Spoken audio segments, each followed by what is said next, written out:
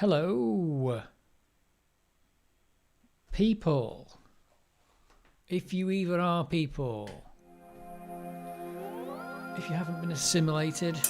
Oh, sorry, that's me banging a glass already. That's not a good way to start a stream, is it? I'm just opening my alcohol-free beer, my cheap Tesco lemon and lime. Good evening, Mr. Joseph. Has everyone changed their names back to normal names now? I saw other live streams where people were going, what's the deal with the names? Mood lighting on the Amiga and the Lemmings. Yeah, I've changed them. Today I put a board on the wall. I've mounted my speakers on the wall. I've mounted the TV. I've mounted this Dell monitor on the wall. I've mounted the camera on a pole on the wall, and that means all the lights are in different places.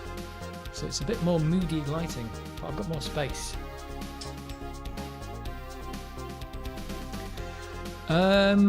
It's the real Moss 6502. I remember you changing your name last time. You are the real Moss 6502. And you're the real Pixel Plot. Just trying not to spill beer on my Amiga. Yeah, I've mounted a ton of stuff on the wall. Thought this stuff's all going on the wall. Power sockets, camera, speakers, everything. With 4 bolts holding it all up, so if the whole thing crashes down in the middle of the stream. Didn't use enough bolts.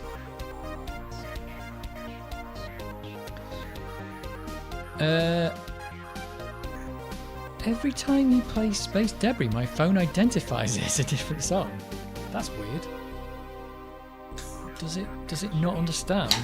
There's loads of versions of this on YouTube, including the new version done by the guy who actually wrote it. Who I think is keyboard. What, if I'm right, he's keyboard player in Poets of the Fall. And I saw that Grazia Pizzuto. She did a piano version of one of the songs from Max Payne, and she said that was by Poets of the Fall. So, did he do the music for Max Payne? Max Payne 2? It's possible. I should figure out to change my name, get the DG capitalised properly. Yeah, everyone's got to go back in and change their names to the proper name.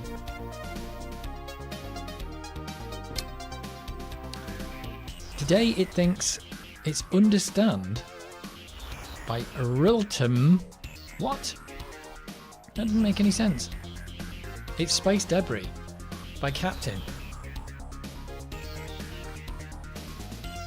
It's Retro JB. It's weird how it changed some of our names, but not all mine stayed the same. Maybe yours didn't have a conflict. I think mine's the same actually, so maybe there's no conflict.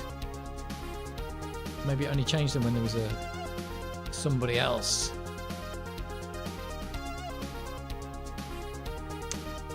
I'm gonna continue with oh,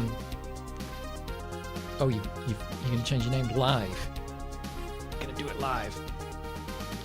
Yeah, I did a Star Trek thumbnail because we're playing Indiana Jones. Hopefully does that class as clickbait? I don't know. It's clickbait technically, isn't it? Everyone's going to click on, where's the Star Trek stuff? It's like, well, there's a little disclaimer in the thumbnail that says we're not actually doing any Star Trek stuff. I don't even know if there is any good Star Trek stuff on the Amiga. You made me fetch a beer. Oh dear. Well, my beer is alcohol free, so I bet yours isn't. Yeah. Although, I will say, I went to the checkout in Tesco, and they had some kid on who's clearly like maybe his first day or he was training or something. I don't know, but he looked like he was like new at the job, but he looked competent, and he asked me for ID for the alcohol-free beer. He was like, "Have you got?" But I was just, basically I was just messing with him because he was like, he put the beer down and then he went, "Have you got any ID?" And I went, "I don't have any ID." He goes, "You don't have any ID?" I was like, "I don't have any ID." He's like, "I'm gonna need some ID." I just went, "I don't have any ID." I mean, I might have had ID on me. I didn't even bother thinking about it. I was like, I'm just going to tell him I don't have any and see what he does. And eventually, You look round at like the girl who's like the assistant or whatever. The the girl who was like looking after the checkouts, and he was like, "Is this all right?" And I was looking at him like laughing, going, "Yeah, it's all right." And even the guy standing next to her at the checkout, as I was walking out, was going, "Yeah, remember to bring your ID next time." I was like, "Yeah, I'll bring it next time." I was like, I didn't know how to respond. I was like, "For real? Like, you want me to give ID for alcohol-free beer?" I was so happy. I should have said to him, like, "Do you know the last time someone asked me for ID? It was like last century." How's the new place going? It's going well. I've got a lot of the decorating done now. Well, I've got 2 rooms done. And yeah, part of it today was putting all this stuff on the wall. So this room's kind of set up. It's going all right. What else have I got to do? I've still got to put mirrors up and all kinds of stuff, and there's other rooms to decorate, but I'm getting there. I can just take it a bit easier now. Now I've got the living room and this room done, because this is basically the office as well. I can chill out a bit more. Clickbait is the way to get the mythical algorithm. Yep, that's what I'm doing. Clickbaiting you all. You all clicked it. You're like, "Oh, it's going to be Star Trek. It's totally going to be some Star Trek." Oh, there's a new Star Trek Voyager game, isn't there? Coming out. I might end up playing that. It looks like some kind of weird... it's not like RPG... Maybe it is RPG. I don't know why you describe that kind of game. It's like a choose your own adventure style thing, but probably RPG is how you describe it. I don't know. Just in time for Christmas. Yep. It's Sherlock. Yep. Got the Amiga set up. That's the main thing. You get the Amiga set up and you're all in. This is a load of space I've got in here now, because now I've stuck everything on the wall and I haven't got any of the repair equipment out, because I don't think I'm going to be repairing anything anymore. I could probably just get it out when I need it. And this is a bigger desk, so I've got so much room for activities. There's just like nothing here now. Feels like there's nothing here. It's just the Amiga on the desk and the laptop. And all the junk it takes to live stream. I need to get back to doing videos eventually. I'm supposed to be clearing up my workshop man cave home office this weekend. Got a new 3D printer. Now you know it's a man cave. Got absolutely no room for it. It's not going well. I want to keep everything. Well, that's the problem, isn't it? If you're going to 3D print it, you're going to have to get rid of something. You've got 2 options. You either have to buy a bigger house, or you have to get rid of stuff. Or, third option, do both. Because then when you buy a bigger house and get rid of stuff, you go in there and you're like, what do I do with all this space? After having bought... I don't even know if this house is actually bigger. I suppose it is bigger. But it's a lot of work.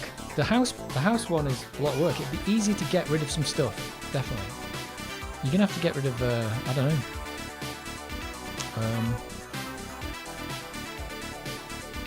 know.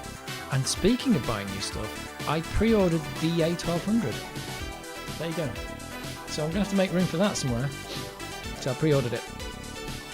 I figured that you might not be able to get it eventually, even if even after it comes out and it's having a good run, it probably will disappear eventually. I regret not buying a Mega Drive Mini, because they were good. I was excited for that as I love Voyager, but I'm not so sure it'll live up to my hopes. It might be good. I don't know. It looks like, if you look at the comments of videos, it's like you get to do some of the things they did in the series, but then you can choose how you do it and what the outcomes are going to be. And everyone's like, "Oh, I'm going to kill Ensign Kim on the first day," and all that kind of stuff. So I don't know how much that you're actually going to be able to do, but it's possible you can just play it out into different scenarios. I don't know. It might be rubbish, but hey, it's a Voyager game and it's coming out. So what can I say? Hello, Jumpy9 Wazdi. Hello. Pixel Pop, I think I played SD Voyager game. Oh, in the Quake engine. Yeah, they did. They did that, didn't they? Yeah. I think when you're saying ST there, I keep reading it as Atari ST. Not Atari ST. PC game, Star Trek Voyager, Quake Engine. Yeah, it was basically a first-person shooter though, wasn't it? So, on the whole, just a cash in then, basically. Yeah, they just turned it, they were like, we've got Quake Engine and it's a first-person shooter game. Let's just turn Star Trek into a first-person shooter. So, not that great an idea, but there was a game. Oh, it had the original voice actors as well, didn't it? That was a thing. What are you playing today then, Dave? I've missed the last few streams. You might. I haven't done a stream for about 3 weeks though, so maybe you haven't missed them.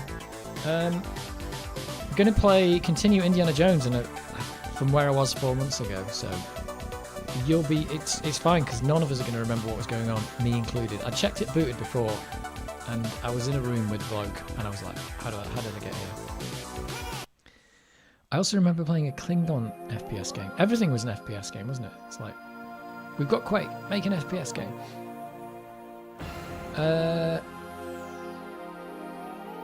What's this? I normally do utilitarian thingies. I might just print a benchy. What's that? So I've never done that in 5 years of having printers. I don't know what that means. The Klingon game I bought from a dodgy guy at a bus stop. I don't even believe that. You bought a Star Trek game from a guy at a bus stop. Is that is that something that really happened? Is that a real thing? I've got all the minis. Could make a bit selling them, but I like them. Also have too many... Oh, quarter arcades as well. Well, you've got all the minis then. So you've got the Mega Drive Mini. Yeah, I had one of those on the stream once, didn't I? It was a borrowed one. And that's when I thought, oh, this is really good. I wish I had one then. And I bought a SNES Mini, yeah, for my friend's son when he was like 10. And I should have just bought one for myself as well. He was playing it the other day. He still got it. He's like 19 now. He works he works behind a bar serving cocktails. But he's still got my SNES Mini that I bought him when he was like 10. And I was like, I should have got one of them. They were like, yeah, they were dirt cheap at the time as well.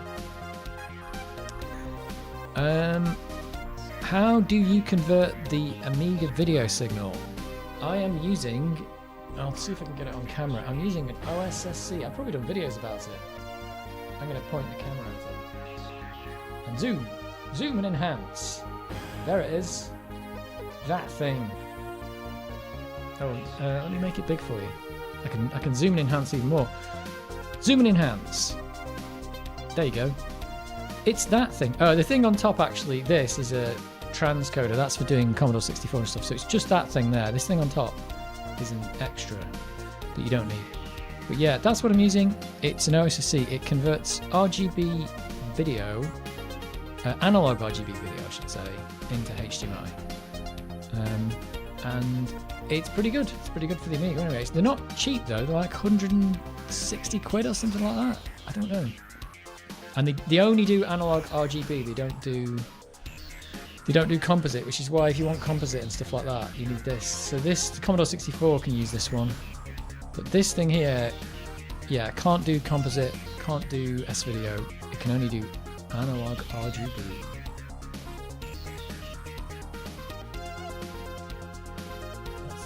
Let's unzoom and enhance. Oh, we've got the lemmings there. Unzoom and unenhance.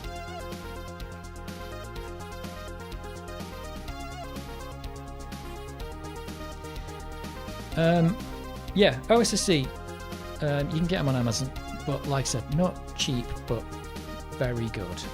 The main reason I need it. Oh no.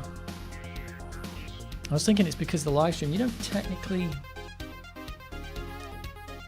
No, forget what I said there. I've got it because it gives a good picture. There are other ways to do it as well. A beer and an Amiga, yeah. Other than HDMI, what other benefits would you get on the A1200 over original hardware? I suppose the benefit really for that A1200 is, from my point of view, is it's like the Amiga Mini except it's fully functional because it's got the keyboard. So basically anything an Amiga can do, that one can do. But the other advantage is you can just change it into like a super fast Amiga as well, or downgrade it to Amiga 500 dead quick. So I think that's quite good.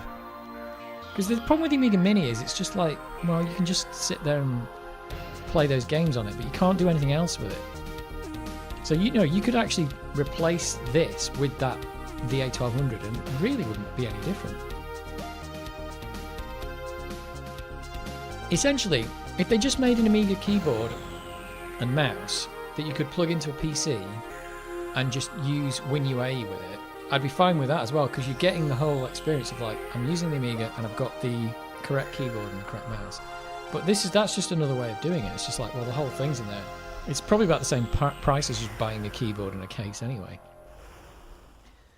So I think I suspect after having used that bare metal Commodore 64, where you've actually got a Raspberry Pi in a Commodore 64 case, when you're using it, you just forget that it's actually not real, because it's totally real Commodore 64 case, real joystick.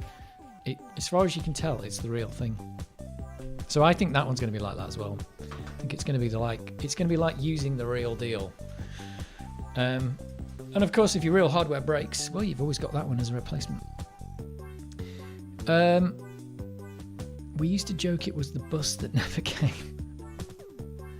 Benchy is the test print of a boat that everyone except me does to check out how good their 3D printer is. I didn't know anything about this.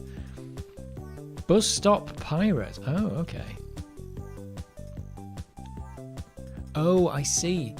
So when you say you bought the game, you bought a pirate. That makes more sense. You bought a pirate game from a guy at bus stop. That makes more sense now.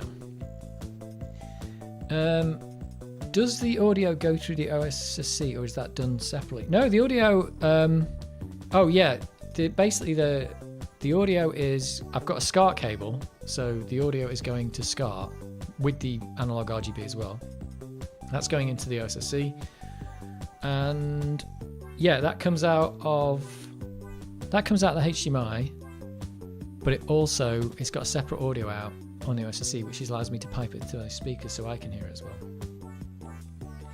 So yeah, you get the audio and the video, it sticks them together, puts them into HDMI, and gives you an audio out, separate analog audio out.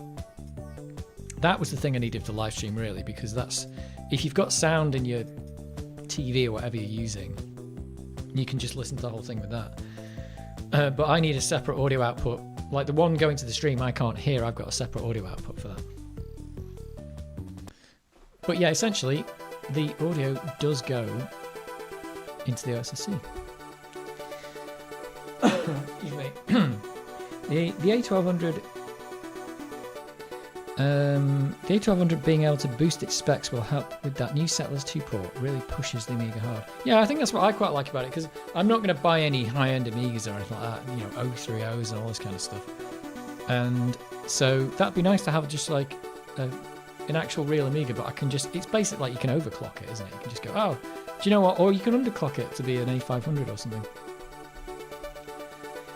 Only downside with the A1200 is it probably struggle with some demos and some games. Maybe.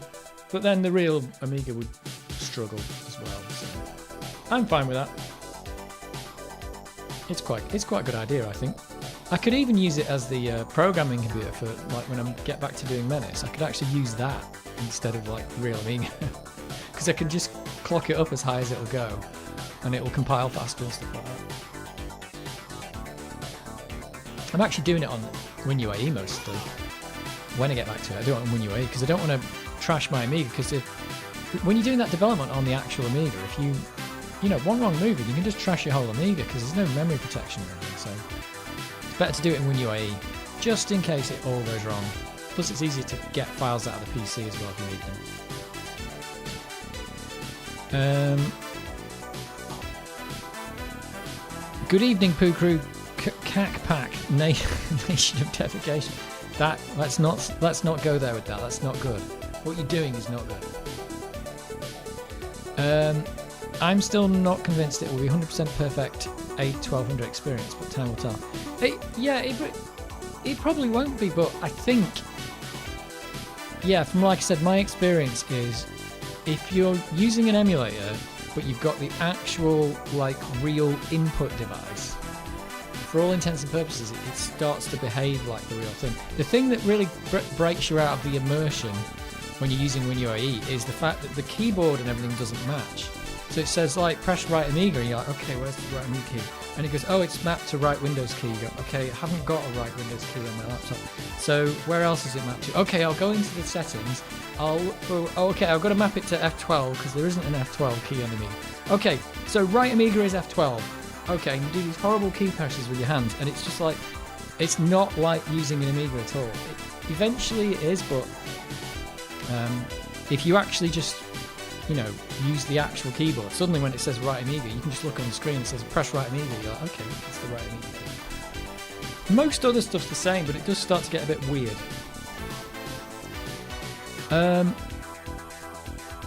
I'm doing some Amiga dev on PC tonight. Yeah, that's probably the best way to do it. It's not the way I was doing it.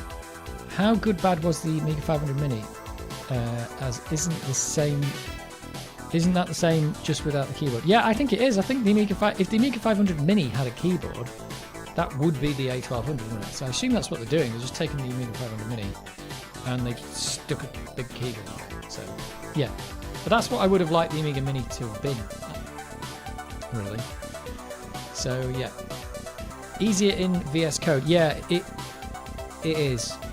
I think programming machine code is laborious. Let's put it that way.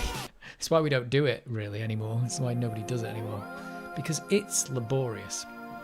But it's what I'm doing, so it's not exactly a project that's gonna.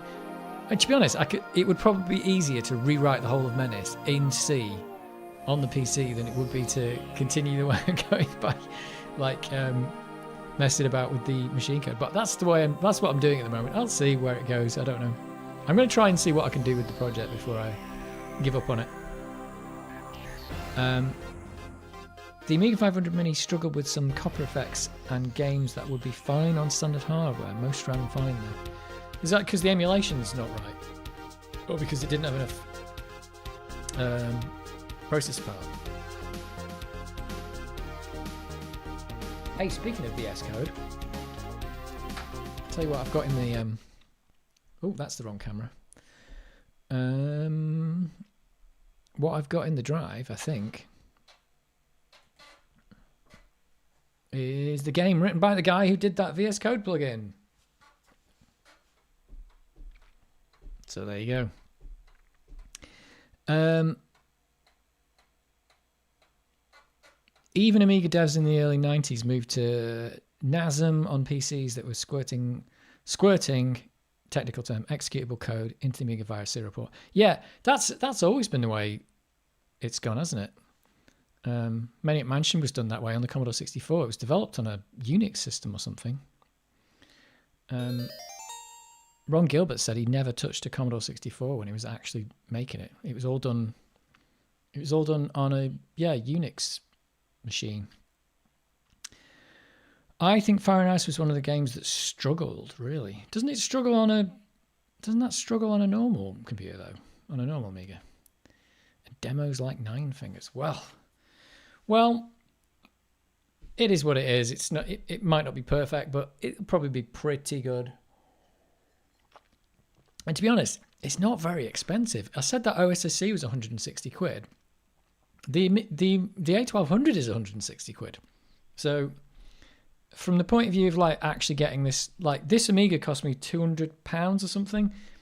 I had to pay. I got an SCART cable was like 20 quid. The OSSC is like 160, and I've got a compact flash card. I think the mouse is separate. I had to repair the floppy drive, and it had a RAM expansion put in it as well. That was like 80 quid or something. So the whole setup here is like it's as expensive as my laptop. So the Amiga 1200 for £170. If you wanted to get into Amigas, that would be the way to do it, I think, because I think you're gonna believe it's an Amiga when you're using it. You're gonna believe it.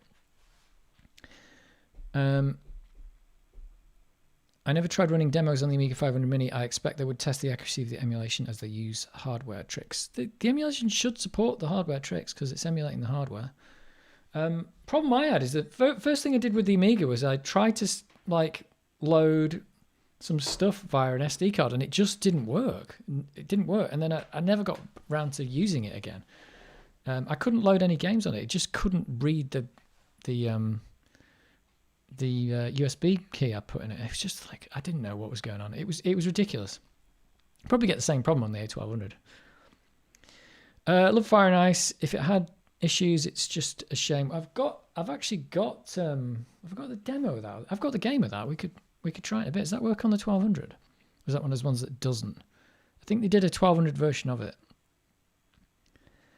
And then we'll see if it's got the same issues on the Amiga. I think the other problem is we talk about issues on these machines, but so much stuff just doesn't work properly on the Amiga 1200 anyway, that you're patching the games and doing all kinds of crazy stuff. So, yeah, the real Amigas aren't compatible with themselves. Hopefully the A1200 is slightly CPU upgrade over the A500 Mini. It might not be.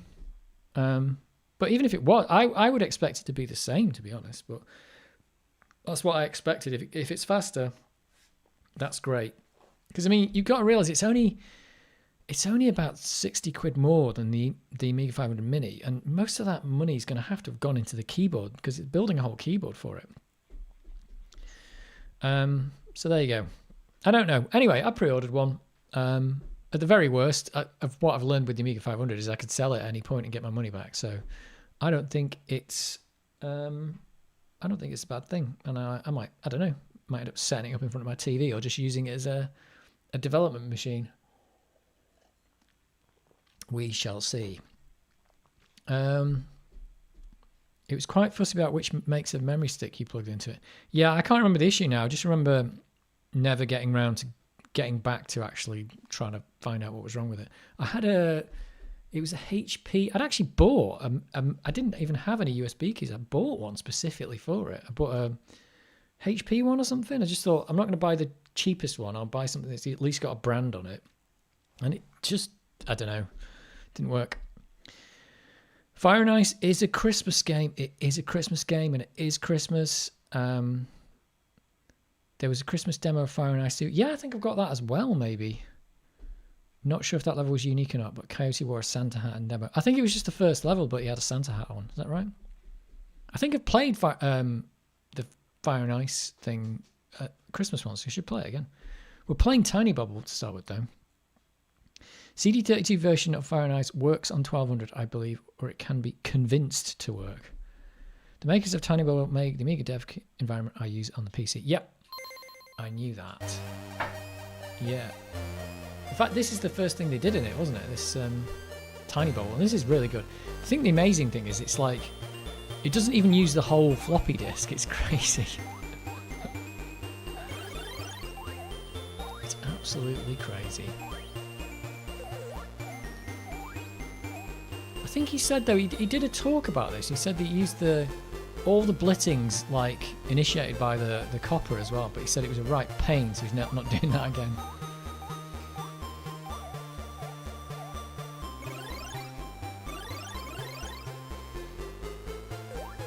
This is not a Christmas game, or is it? But it's a good game.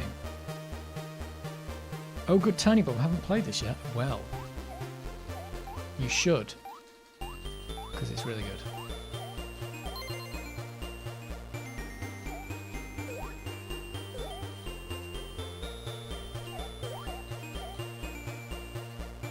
I don't know if you follow that guy, what is he called, Seb's Place. He's just done a video about Bubble Bobble. It says something like, this game was supposed to be played by couples. It's trying to make games that were appealing to girls or something. So they picked this. Well, they made this. Try and entice girls into the arcade. Because if you bring the girls in as well as the boys, you make twice as much money. It's all about the money.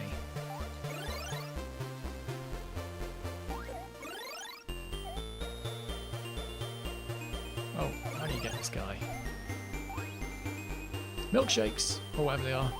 Not milkshakes. Love the music, very accurate, yeah.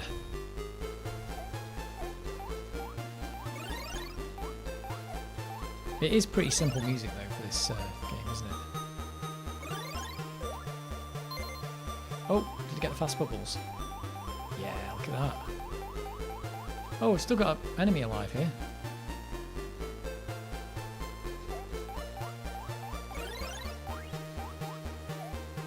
Lollipops. I never understood the power-ups and what appears and why it appears. It's just bonkers, this game. I'm not even sure if there is an actual, like, set pattern to it. There was in I know there is in Rainbow Islands. Like, everything appears as like a set pattern. It's not like, nothing's random in it at all. But in this game, don't know.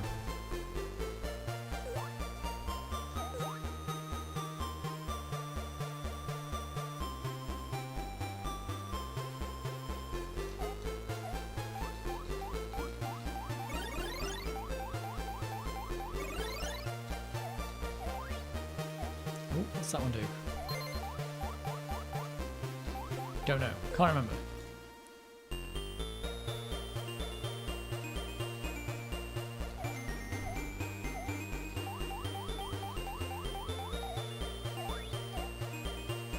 Shoes! That's what I need. Shoes!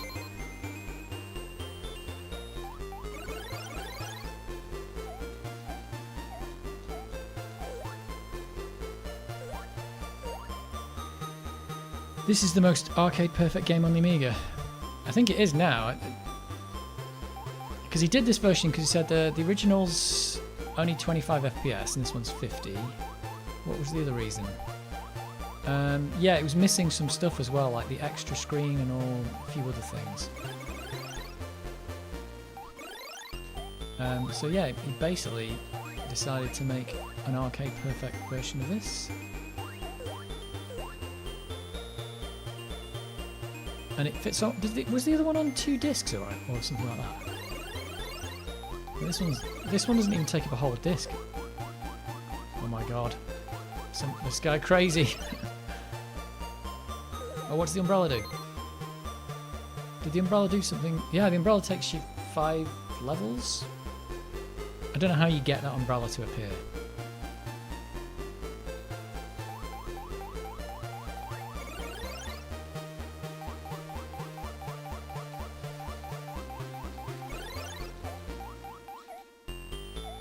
Oh, he's gone.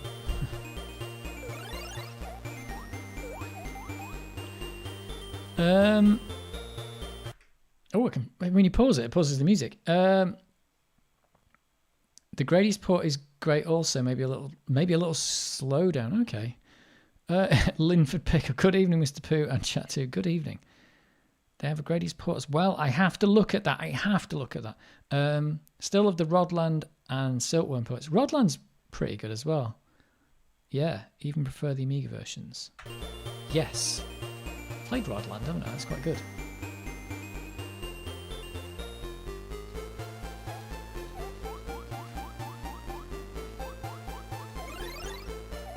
Right, how do I get out of this thing? There we go.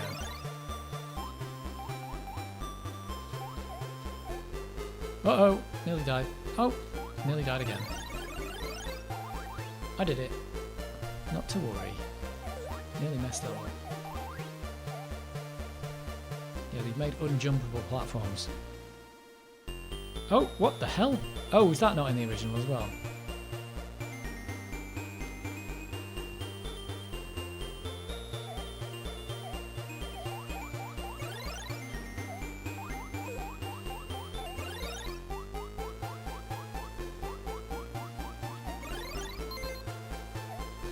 Right. Now's where I run out of time, probably.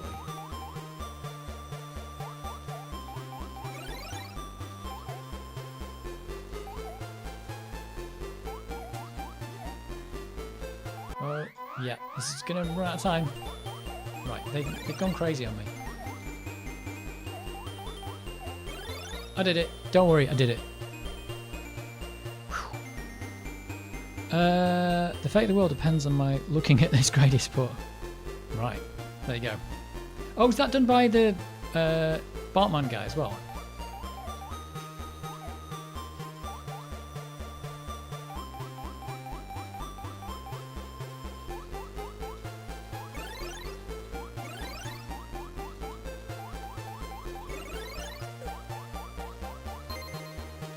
Uh-oh, did I... No, I'm alright. I thought I might have just died. Burgers! Yeah, I had no idea about this game. I think this game was out on home computer and I had no idea. I first saw it in an arcade. I was like, what's this? It looks really old. And it's not as old as it...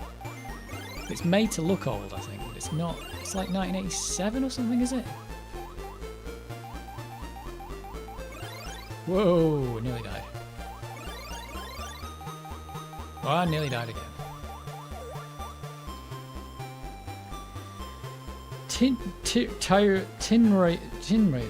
Tinius. I don't know. What? Oh, this one is crazy. Uh-oh. Nope. Nope. Nearly died.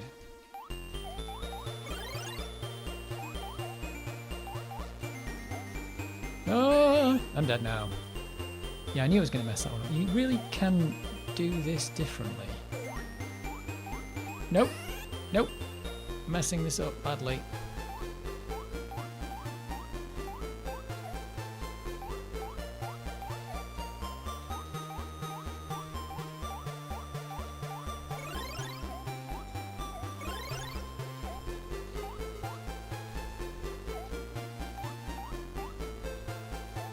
Come here. No, he's not doing it. Like losing all my lives on that level.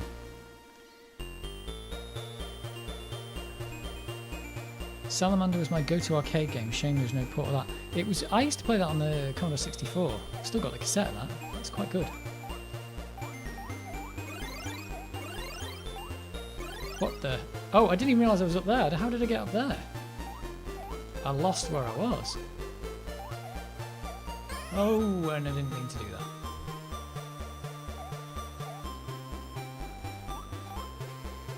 Perhaps I should just try and jump up.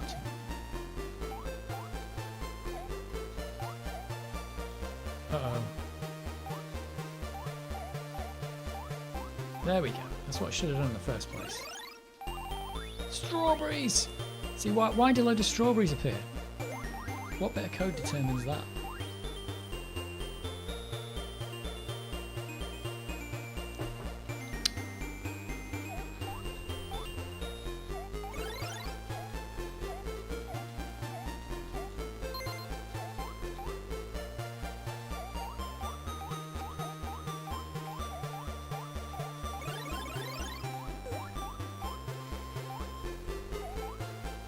Uh-oh, this is going to end badly. It's just bad. Well, I'm not the best Bubble Bobble player, I can say that. Round 21? It's rubbish. Rubbish. I also now own Tiny Invaders. You can't really own this game. Technically it's a pirate because they kind of ripped it off. They ripped it off. I'll see if I've got a Fire and Ice disc. I've got it somewhere.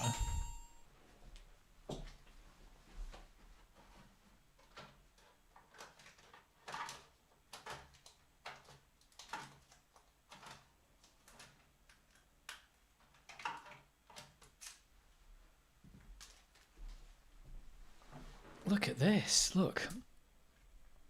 Look. In a packet.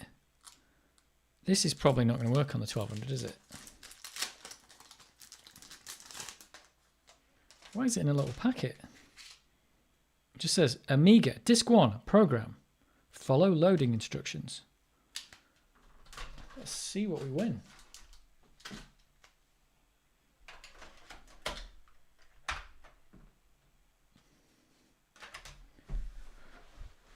Is this going to boot? I don't think this...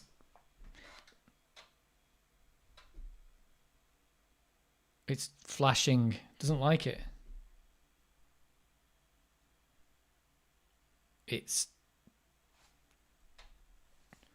it's a software failure. There you go. Works perfectly. Should we try see if we can get it to go with the cache off? My original floppy stopped working. I just don't know if it works on the 1200. It might be both. It might be bad disk and not work on the 1200. The best we can do, if it works with this off, let's see if we can even get anything to go. Boot.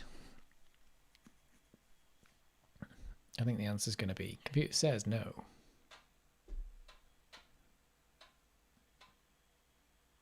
Oh.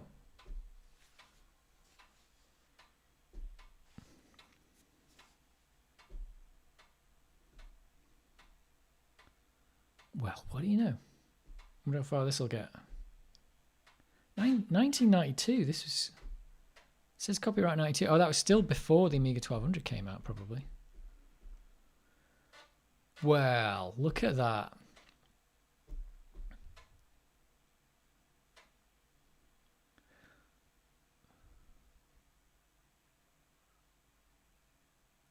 Oh, cool, what was it? Cool Coyote. I don't think this is going to work. It's squished. Yeah, it's... Oh, please put your data disk in. I should have got my other floppy drive out. I've got an external floppy, haven't I? It's it looks the same on the stream as it does. There you go, as it does on my screen.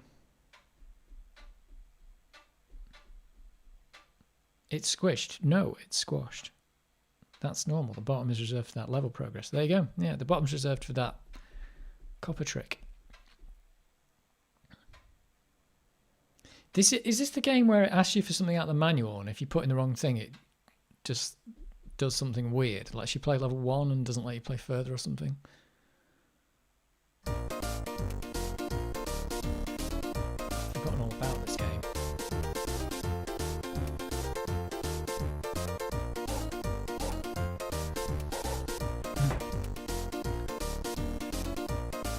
How much of the disc was taken up with this Coyote playing piano? Oh, look at that.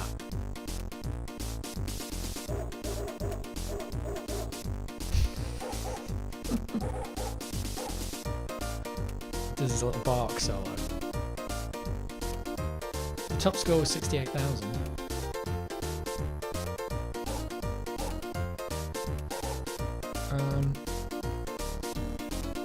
How about Tiny Gallagher? Yeah.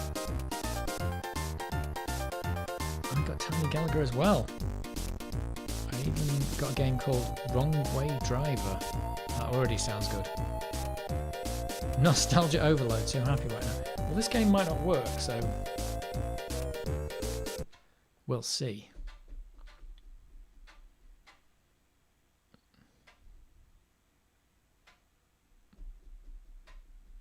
Certainly having a go.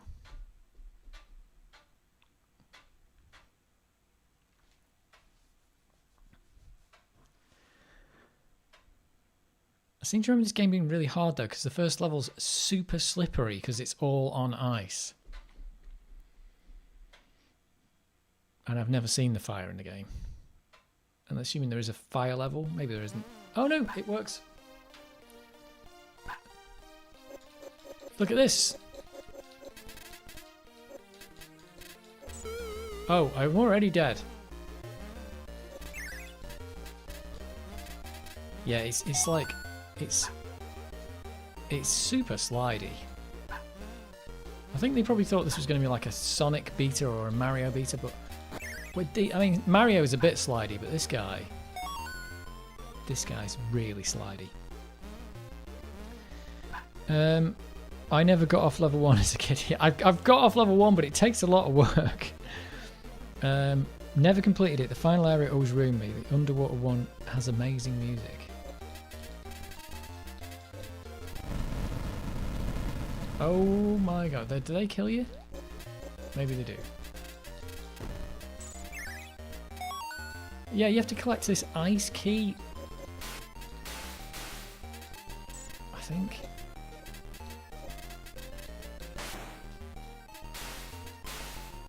Oh yeah, that's the problem with this game. You turn stuff into ice, and then the ice thing blocks the bullets, and then the next thing comes along and kills you because you can't shoot it. Oh yeah, it's super twitchy. It's surprising that it works on the... Yeah, look, because my bullets don't go through that guy. That's super annoying. Oh, OMG. Oh, that bird's going to poop on me. So I need the... Yeah, I've got a bit of the key missing.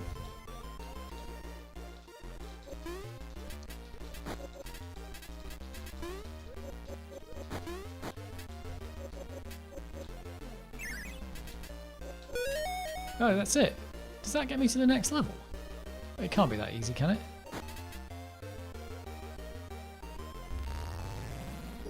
What, is it that easy? Oh, yeah, this is it. So it's now going to ask me for something out of the manual. And I don't have the manual. So I can't play the game. Well, I can. I think it's going to... What's it going to do? Stick me back on level 1 or something? Please match the key at location R1. I'm gonna Google that. Please match the key at location R1. Let's see if Google can answer this question. Nope. It thinks the AI overview thinks, it's got potential meanings. It thinks I'm pairing a remote control, or maybe I've got a Yamaha R1 motorcycle, or perhaps I'm doing an electrical engineering test, or it's network routing. Shall I give it a clue with fire and ice?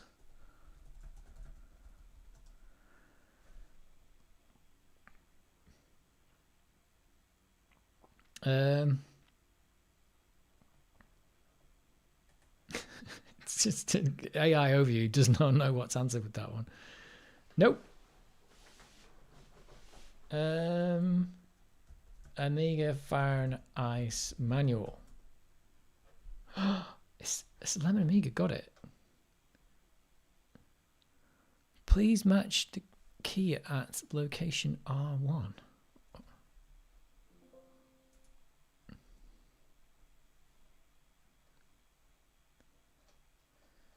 Lemon Amiga's got a text version of the manual, but it doesn't have the puppies, credits. Doesn't mention about the whatever you do here.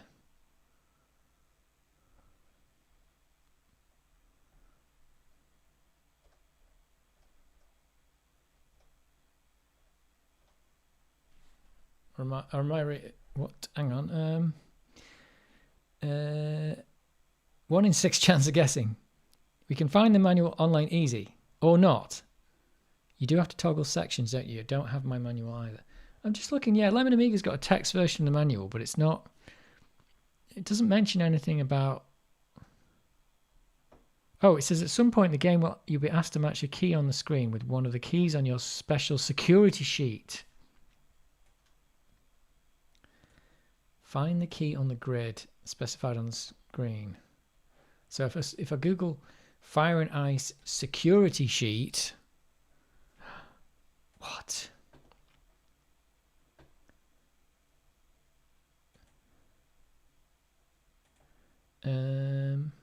That's find attached a much better readable of the Fire and Ice copy protection sheet. What? Please find attached, but there's nothing attached. It's not there. Oh my god. We need this though.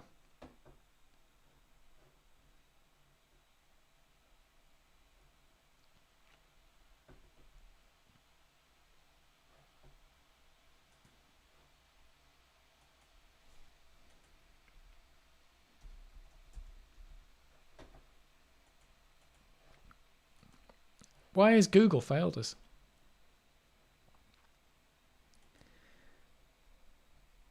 Hang on.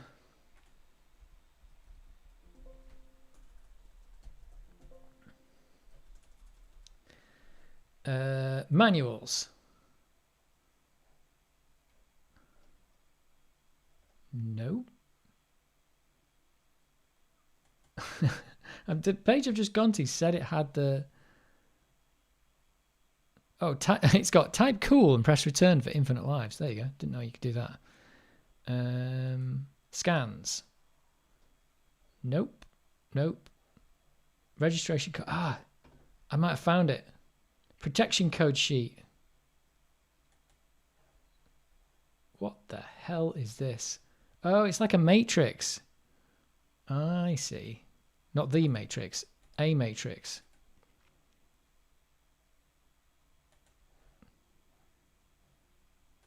Wait a minute.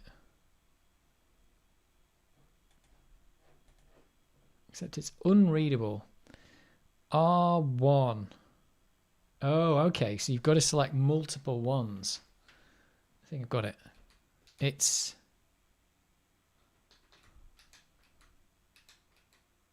What? That one. Oh, I've got autofire on. That's what's screwing me up. Oh, do I have to make it look like the picture or make it... Okay, hang on. Hang on a minute. I think that's it. Cool. Right. Sorted that out.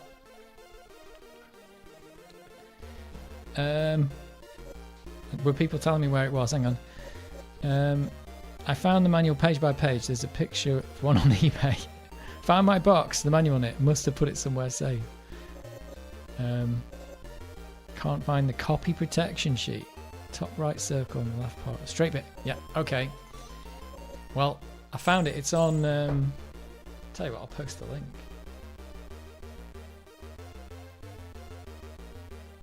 It's on...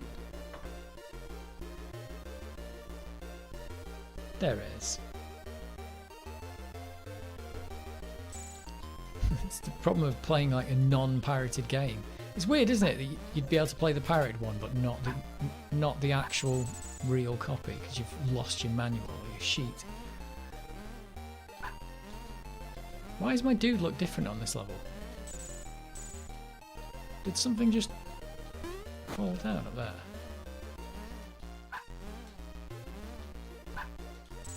Oh, there's a bone. What? Oh, it's an extra life. It's like Turrican.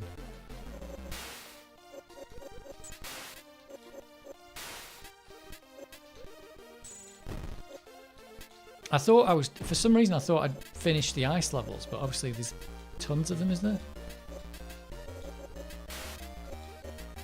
Oh, I went backwards.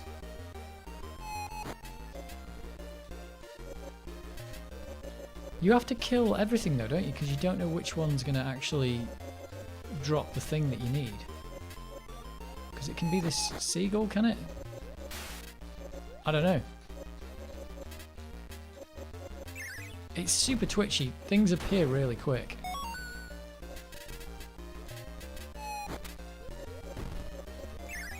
Oh my word. They just appear so fast.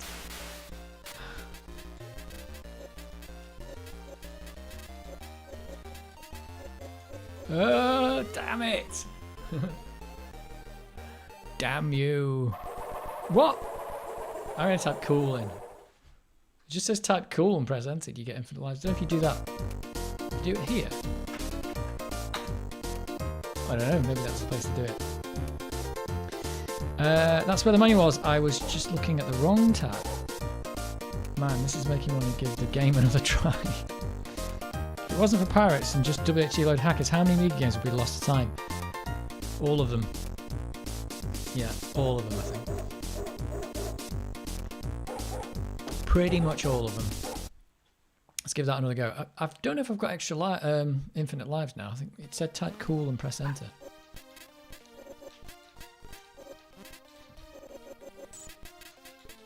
God, it's just really difficult to not die.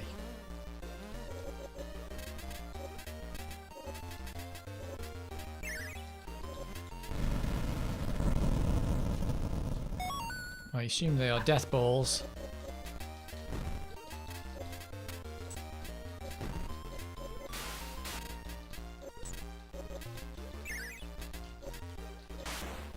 Uh-oh. Whoa.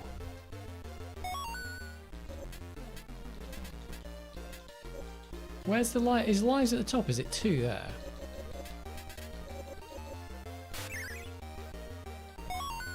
Those 2 L's.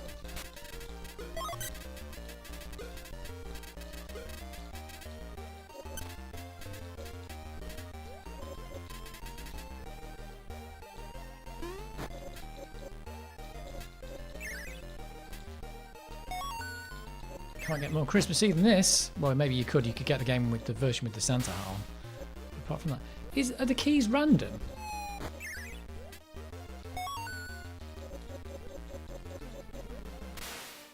Or is this turning out the same way it was before?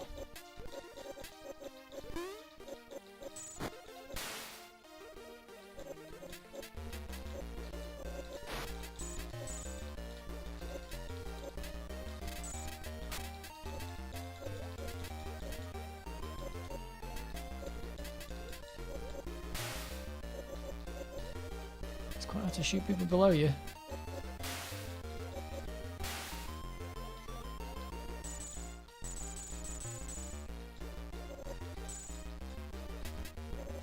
I thought that was an enemy then.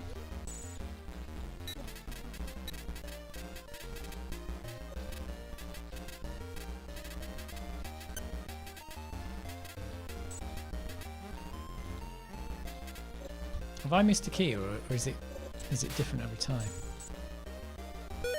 Well, I got a 1-up. Maybe I missed one.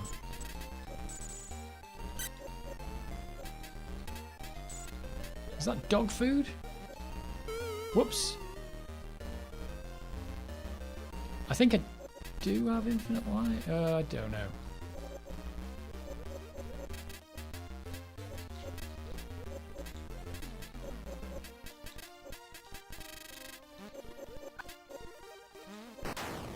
What the hell was that? I've not had this problem before where you're just running around and you're looking for a key that you don't have.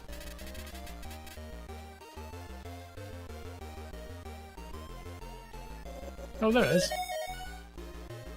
Was that there all along and I missed it?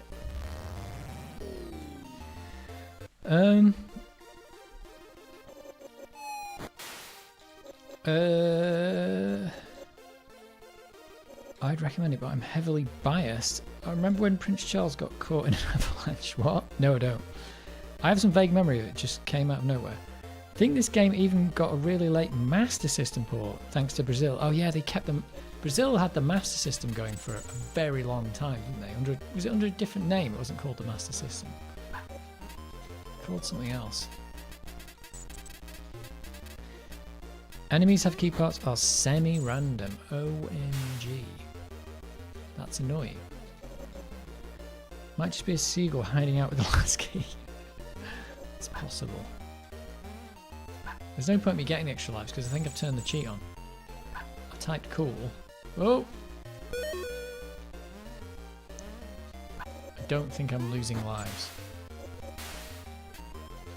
Oh! Damn it. Oh no, I did lose a life. Let's try it. I don't know if that's going to work. See, how are you going to do that on your Amiga Mini? Type the cheat in. Do it on that stupid on-screen keyboard. I don't think so. I don't think so. Maybe I have to kill those skiers because they might have keys as well. Skiers have gone.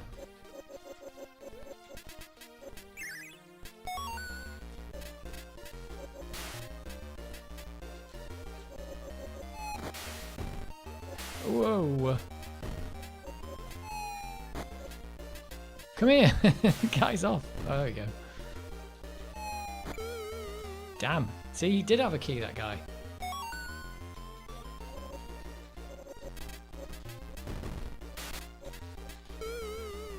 I'm just using up lives like... Oh, in fact, I think I am still losing lives.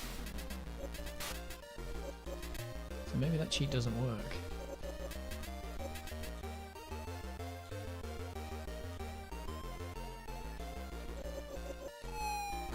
Damn you, seagulls. Killing the guys after I slam into them.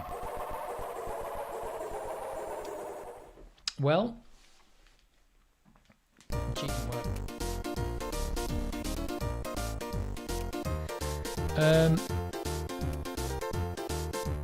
Wasn't it on the NES as well, or was that another game also called Fire and Ice? It might be.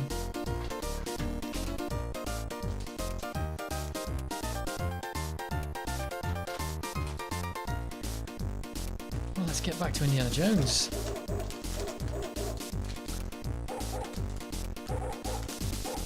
It's either that or the Christmas demo. I don't even know where the Christmas demo is.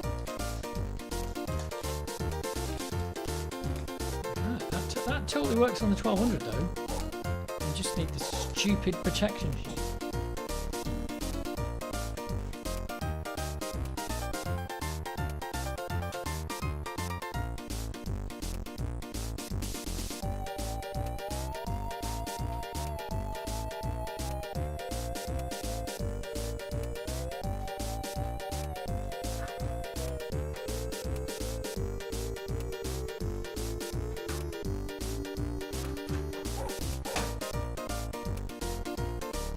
No, I don't know where that demo disc's gone.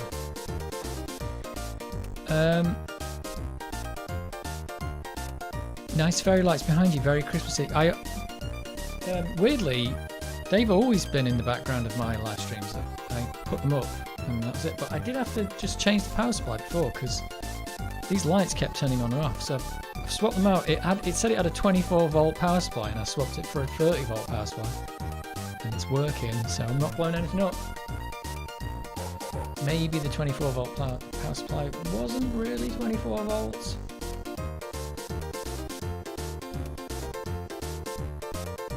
But yeah, whether it's Christmas or not, I have the lights in the background. So.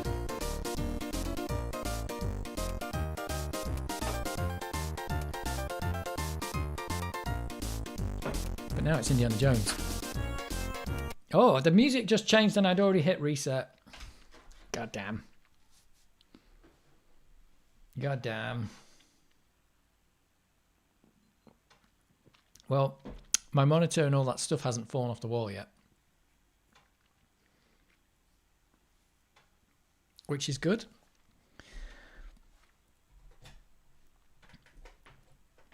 Apparently that's good. Here we go.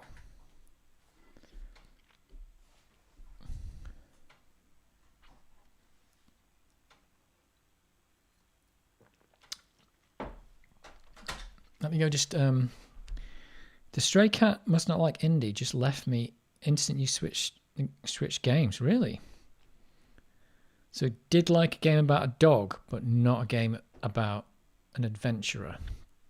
Let me go check where my dog is, let's see what he's doing.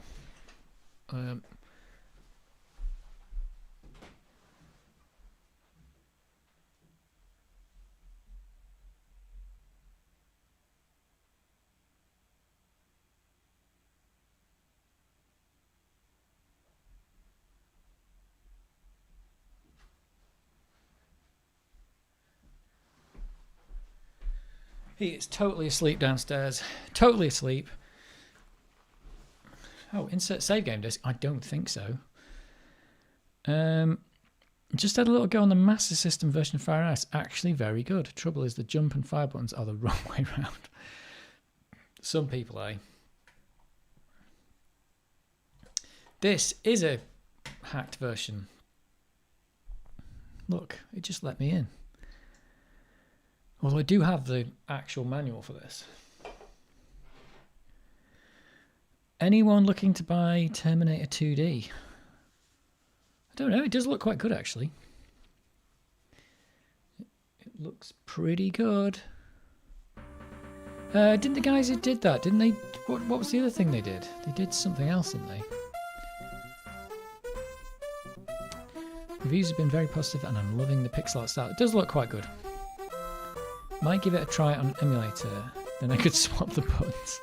There's only two buttons, does it really matter which button's which? You just press the other one.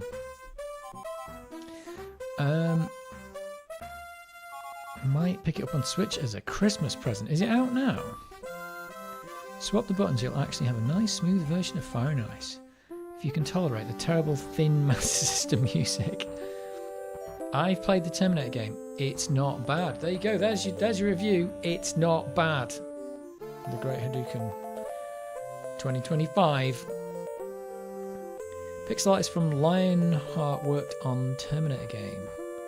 They did Xenocrisis, and they're working on the new... Oh yeah, they're doing that He-Man beat-em-up, yeah. Same guys who made Battle Axe and Xenocrisis 2. Did Hulsbeck do the music? I think... Did he? He might have done. What's it called? Terminator... It's not called Terminator 2D though, is it? It's called Terminator... What's it called? Terminator 2D No Fate. I'm going to have to declare that my birthday is in 1908. Where's the credits? DualSense controllers. Wait a minute, this is out now? I didn't know this was actually out. Or am I looking at the wrong game? No, this is out, isn't it? $22.49 though. This is one of these games I think I'll buy it when it gets a bit cheaper, like I did with that R-Type game.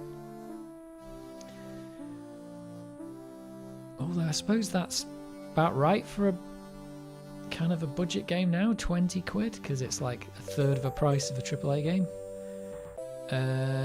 Where's the credits? Visit the website. Can't find the credits.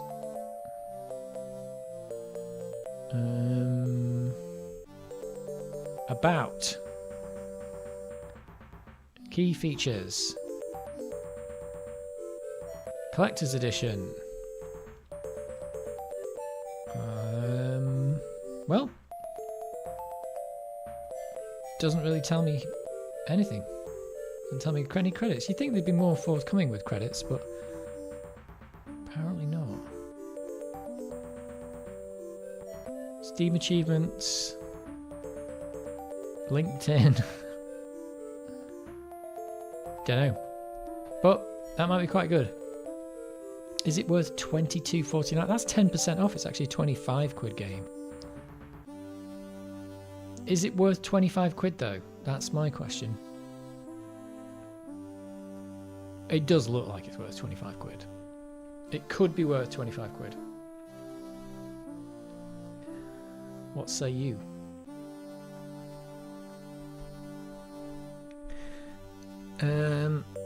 Oh, came out today or yesterday. All right. Had Tiny Thor on my wish list. Right, I'm off to have some late dinner. You enjoy yourself. We'll join again after. I'm going to get game on physicals. I'm a sucker for that kind of stuff. Well, that's just going to fill your house with junk. It's just going to fill your house with junk. Get the digital edition. Everybody. Oh, look, last save was John Parrott. I cannot remember. I booted this up before. I remember getting into this room 3 months ago. That's it. Luckily, they've not got much inventory, so there's not much going on there. I went with the girl to... Was it Iceland or somewhere like that? Can't remember. Don't know. Don't know. I'll tell you what though, I am actually getting a ton of reflection on the screen, which I still can't see it, but we might have to just deal with it. What's reflecting? It might be these lights behind me. Can I talk to this guy? Say there.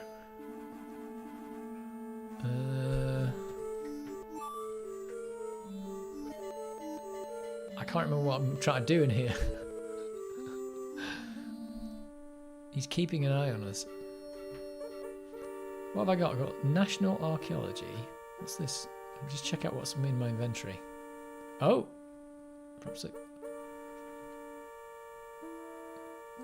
I think I clicked too many buttons in a row. I don't know what's going on here. Right. And I've got the whip. Might be useful in the right spot.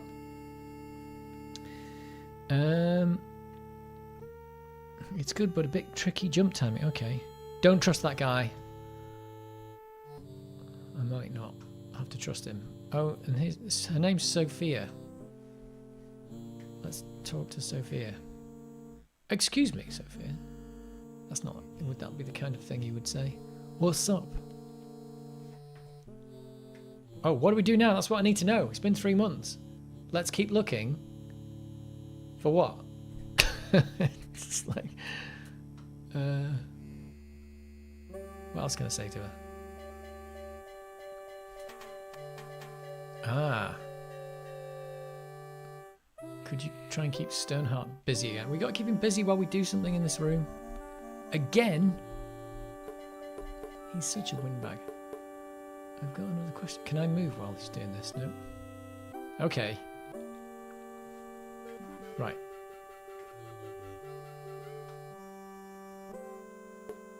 Symbols of water and life.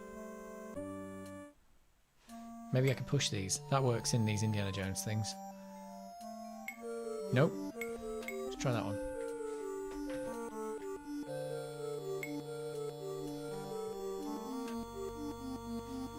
Maybe I'll pull them.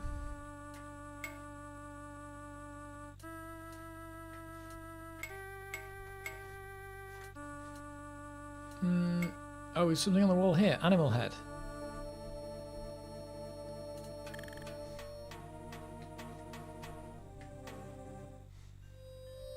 I figured it's like a tomb where I'm going to push up or something.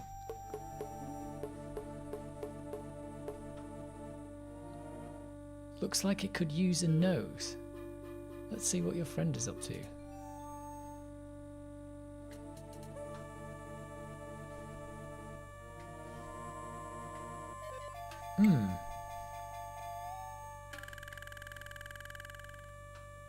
I don't know what I'm supposed to be doing in this room. It's been 3 months.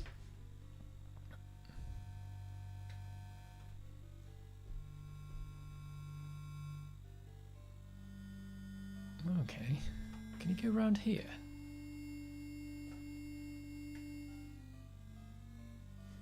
Nope.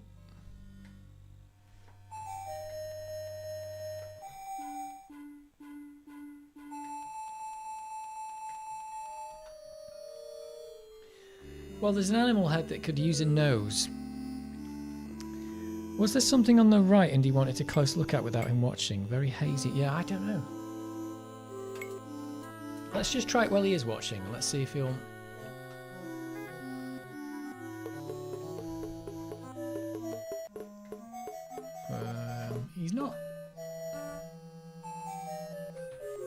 He's not stopping me from doing anything.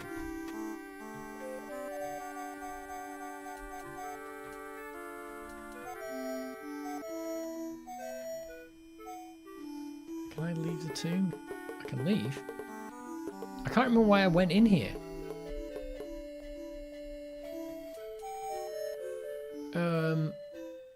Wait for me, old bean. Oh, is that bloody parrot? Is that why I called the save John Parrot? I think I've done the thing with the trinkets, haven't I? I'll talk to the parrot again. Oh yeah, I remember getting across that gap where there was a python. Polywater cracker?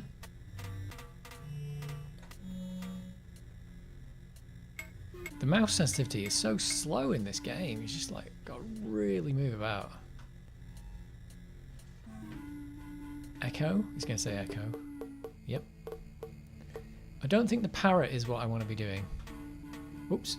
But I'm going to... Me and you.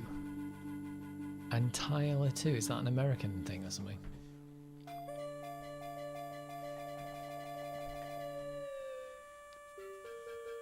So whatever I've got to do is probably in that room, isn't it? But OMG.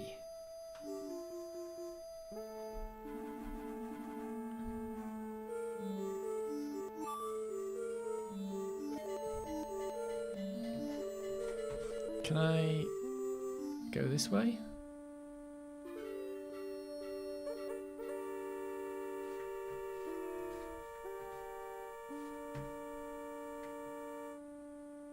think that's where we came in, wasn't it?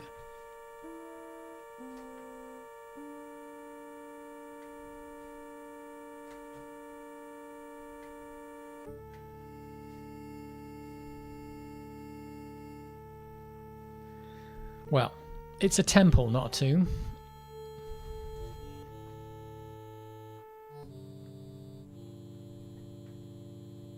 I think it's the problem with coming back to a game after 3 months. It's like, what the hell am I doing?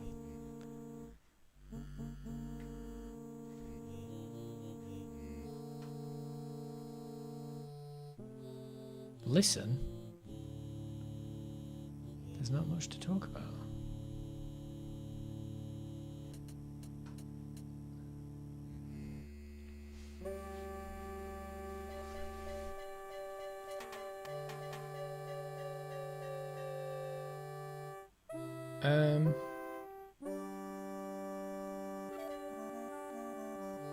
It's been a bunch of decades for me, but that one darker thing is pretty darn distinct. Darker thing? What's the darker thing?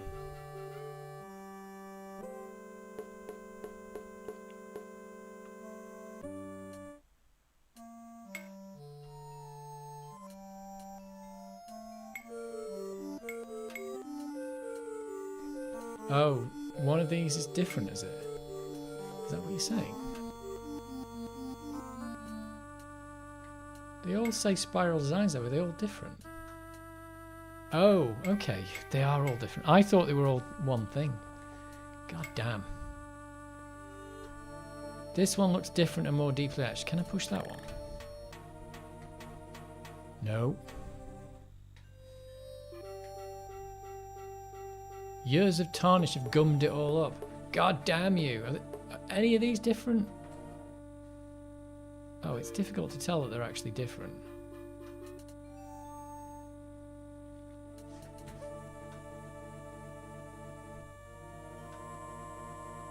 It's just that one that's different. Oh. The guy's back. So it's just that one there. It is slightly different, but it's about as dark as the ones on the right.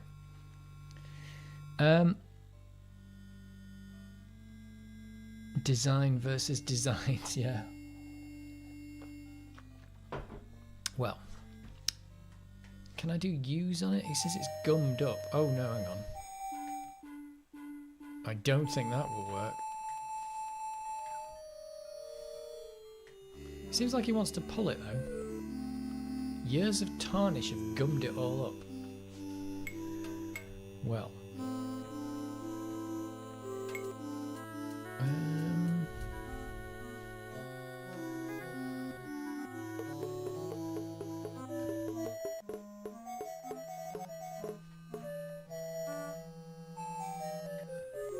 What do we do now? Well, that doesn't really help. It just says it's gummed up. Can I use the whip on it?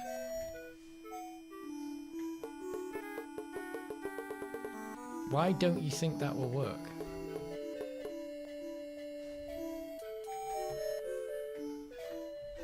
Oh, the mouse sensitivity is so low. That doesn't work. What's the point in keeping him busy? He doesn't seem to care what I'm actually doing though.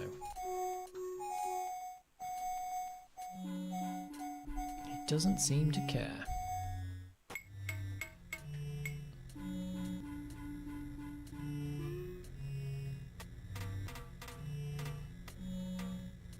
Can you switch to her at any point? I can't remember now.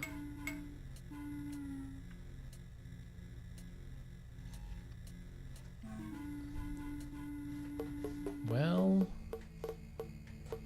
is it? What? He instantly went. Was it random or something? He instantly went back and. What? He didn't spend long distracting him.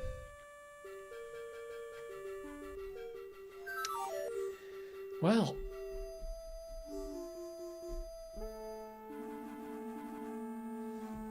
Let's try quicker.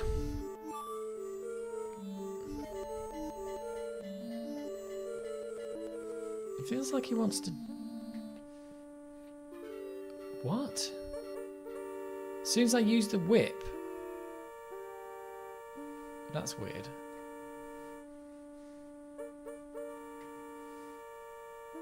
As soon as I use the whip, he comes back over again.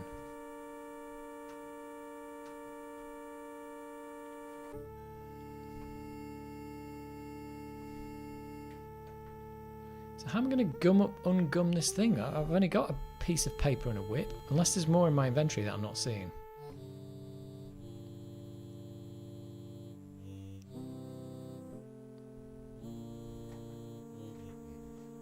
Oh no, that's it. I've only got 2 things.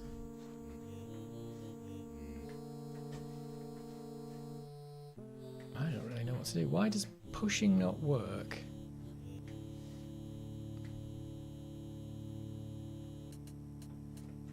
So it seems like he does want to pull it. But if I do use... Oh, use... Oh, as soon as I do use spiral design...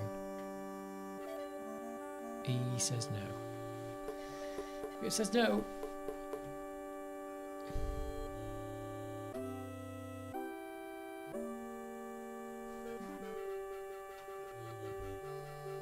Computer says no.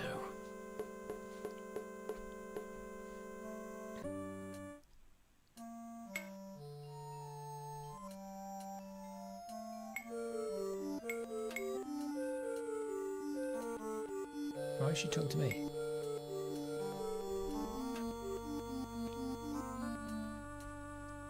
Is it something to do with this animal head? Oh wait a minute, I didn't do open. Can I do open on that? Nope.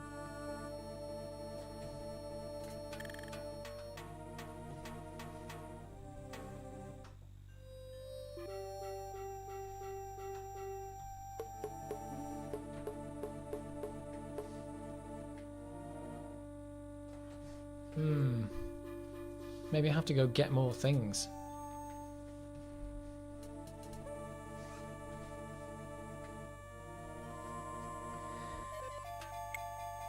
You'd never have figured it out. All I need to know is, do I need to go get more things? Or have I got all the things I need to do this? Because I can't remember where I am. Yeah. So maybe I have to go explore, find more stuff. Because I've only got a whip and a piece of paper. Can't go anywhere in here, can you? No. God, I have to move the mouse like 3 times to get it across the screen. It's crazy.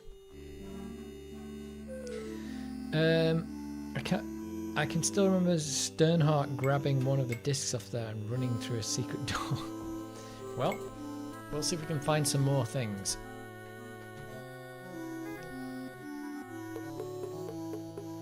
There's nothing I can do with the trinkets.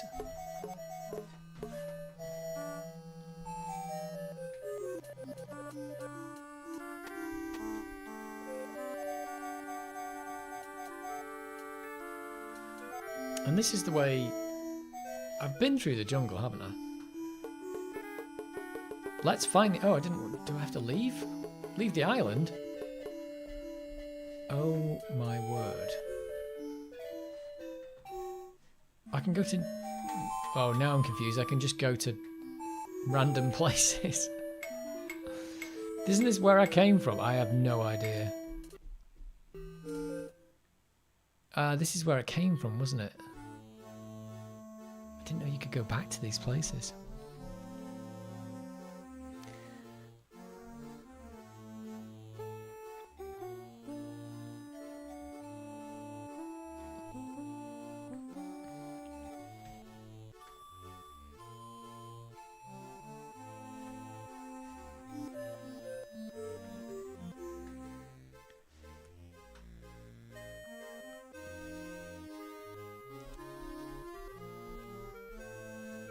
You again? Oh.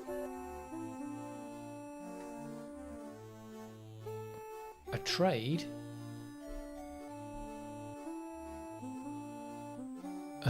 Rare archaeological magazine.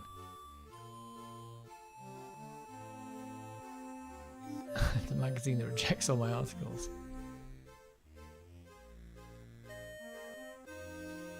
Bullwhip.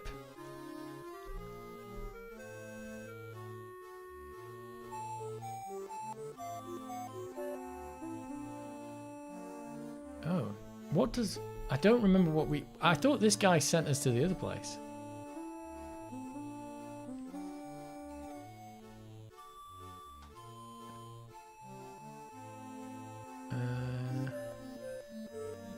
Can you talk to him? There we go.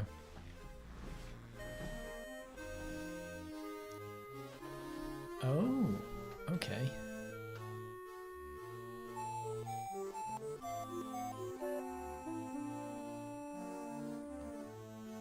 He's into the ladies. Hello yourself, cutie. Oh, I've given you all the help I can. Unless you have something to trade. What? You didn't even give me an option.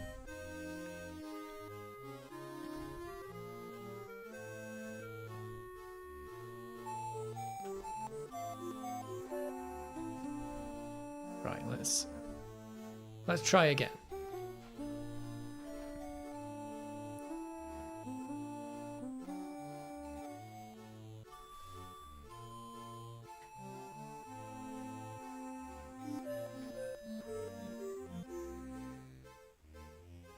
He's not having it.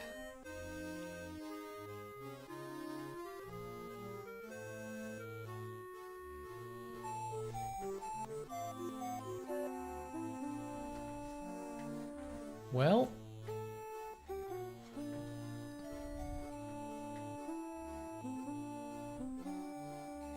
I don't think there's anything we can do here. Used car.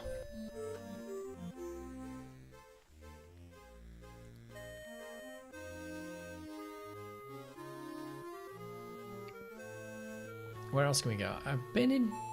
Remember being at... Did I go to New York? Is that where I started? Let's go to Iceland. I don't think there's anything at that jungle level. Maybe there's some things here I missed. Maybe not.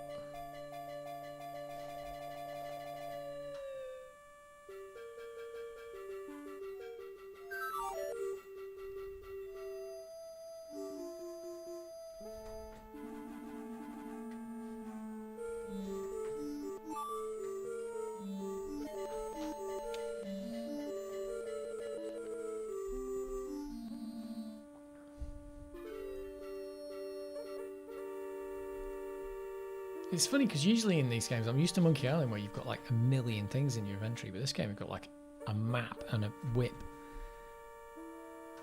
Ice obscured object. Eel figurine.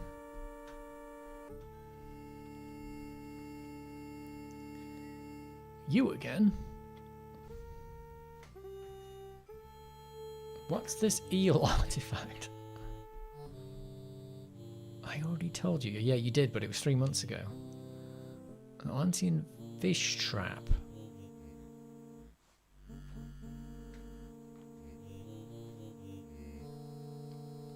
Lost dialogue. Sternheart. What was it? What's that about the lost dialogue? Talk to Sternheart and Costa. That's what I've been doing. Fellow believer. Well, there's nothing here. Maybe we'll go back to New York, see what's there.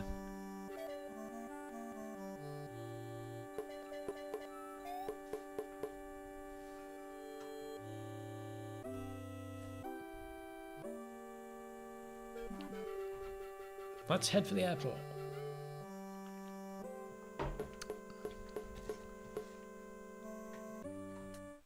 The little line thing's good though, isn't it?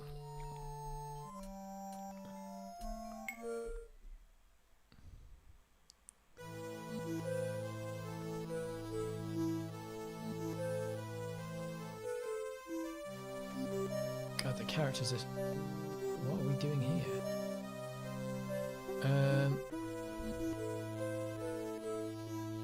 What a campus.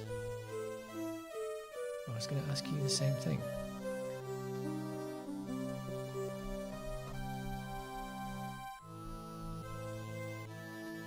You figure it out. What do we do now? That's what I keep asking.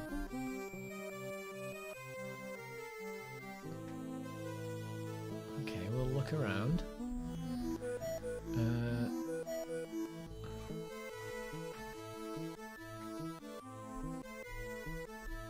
Have I been here before? I don't remember this bit. Oh, I've been in here. He wants something to trade, that guy, so maybe there's something in here, I don't know. Broken pots.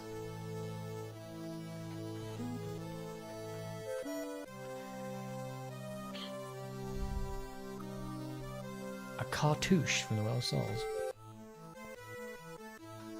Icebox. Guess I should have cleaned it out.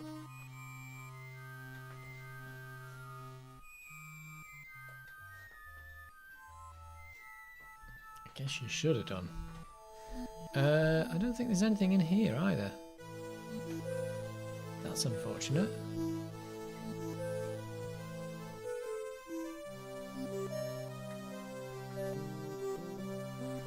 Well, I am stuck then.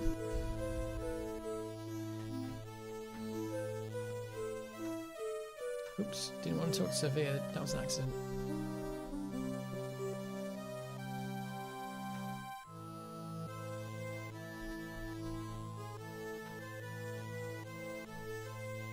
There might be something in the jungle that I've missed. 3 months ago, or 4 months ago.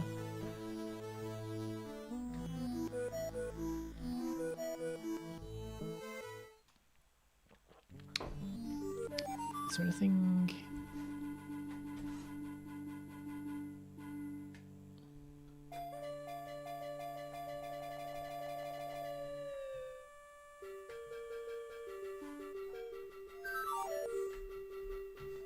don't think this is... Is this where I want to be? Probably not. Oh right, this is the stupid way round that you don't have to do anymore. Wow, it loaded then.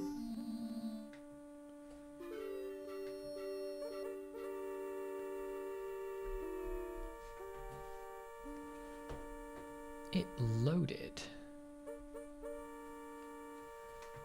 Right, well...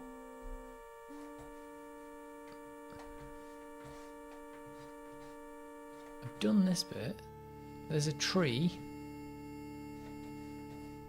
I think I am 100%. Where's Sternheart gone? Is his name Stern? Oh, kerosene lamp. I didn't see that before.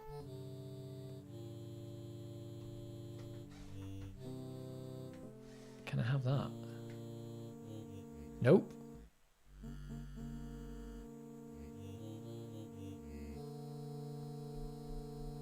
Lamp's part of my shop. Right. That's the only thing I found.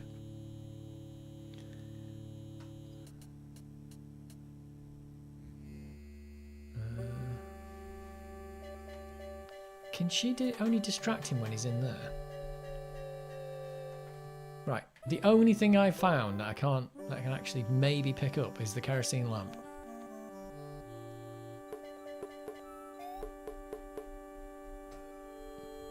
Right. She can distract him in here. Can I walk out while she's distracting him?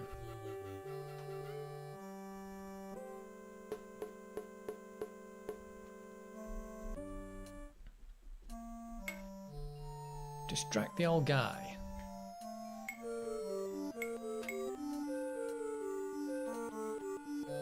He might not be old, can't tell.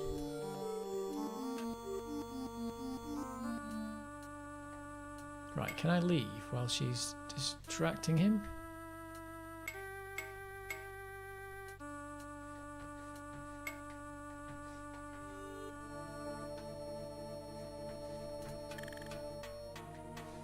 It's a lamp filled with kerosene. I've stolen it.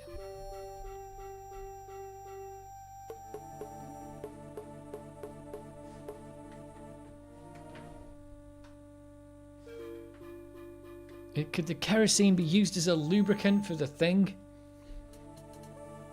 That's my only thought right now. That's the thing I'd never figured out. Really? Well, to be honest, it's just figuring out anything I could pick up, and that was the only thing in the entire game I could pick up. What you need is to find a farmer who owns a disc tractor. Yep. I reckon the kerosene can be used to ungum this. Oh, it won't pour out. Why not? Oh no, what? I hope you know what you're doing. Why won't it pour out? Because I need to open it. Opened kerosene lamp, okay.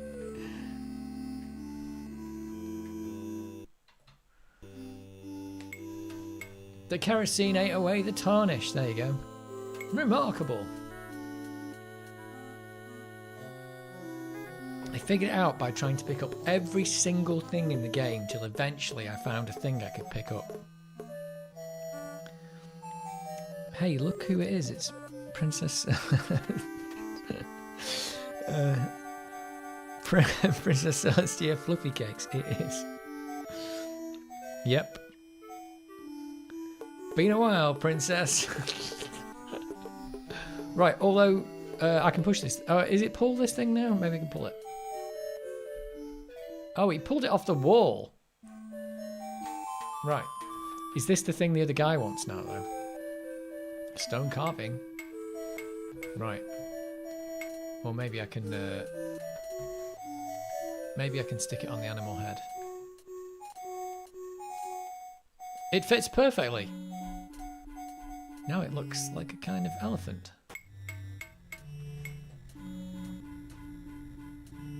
It's the primitive image of an elephant. There are no elephants on this side of the ocean. Really? Do I pull it or push it? Look at that! Astonishing! Everyone's astonished. He's been in this tomb for months, and he hasn't figured this out. The tomb of an Atlantean king. Here's a small stone disc with images of land and sea engraved on it. I do believe it's a world stone. At last I have the thing. Oh, this is the bit you said about him running away. Look, but what? What the devil?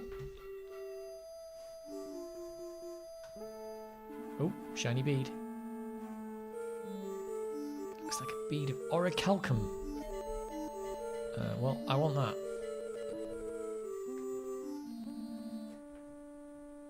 He missed the orichalcum bead.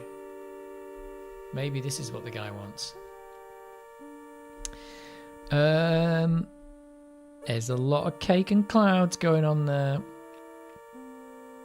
Welcome back. No, that's what I was talking about earlier. Yes, that is what you were talking about. Oh, I can look at the secret door now, though. It's almost invisible. Can I open the secret door? It won't budge. How about I use the kerosene lamp on the secret door? It doesn't seem to work. What else? Let's try the whip. I don't think they want me to go through the secret door. I don't think that will work. Let's go back to the other guy. I suppose by wandering around, at least I figured out that that guy wanted something, because I'd forgotten all about that. Let's... Good lord, how many mouse moves? Look, it's like... It's at least 2 mouse moves to get across the screen. Which is weird, because when I'm in Workbench, the mouse resolution is much better than that. It's just this game's decided it wants really poor mouse resolution.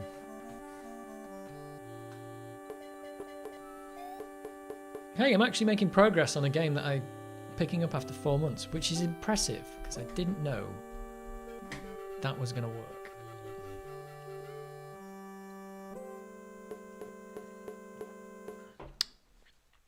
Right.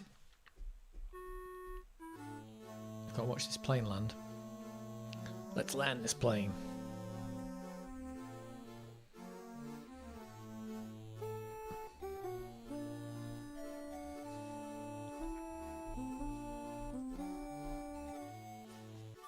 It's a bit different to Monkey Island. It's not as inventory heavy.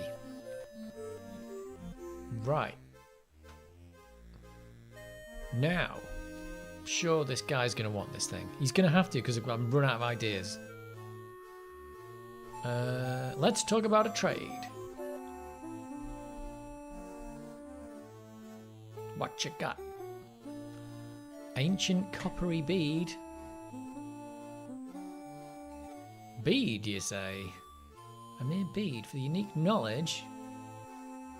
Have to do. Oh no! Come back when you've got something worth my while. But I'm out of ideas. Don't say anything. Can I can give her the bead. I can't give her the bead.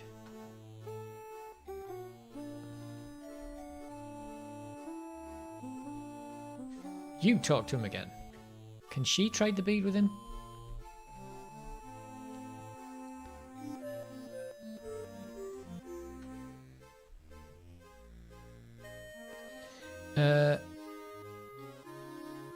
How much does Indy earn? I mean, he can afford infinite plane rides across the Atlantic. Yep. He gets the university to pay for it.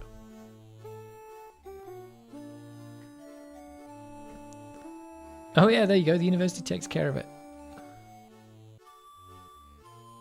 Unless you're something to trade.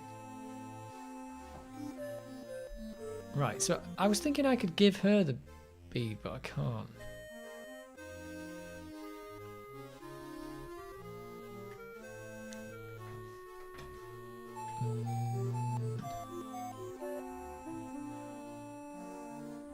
We'd love to see the game adapted into a fourth movie instead of what we got. I think you better take over.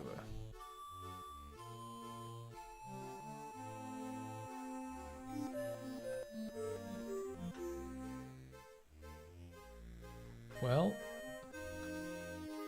I can't give it to her and the guy doesn't want it. Weird, you just can't give it to her at all. Maybe the guy in the ice cave wants it. I don't know. I can't remember what orichalcum is and why it's important in the game. It's what you get for picking it up as you go. Let's go to Iceland.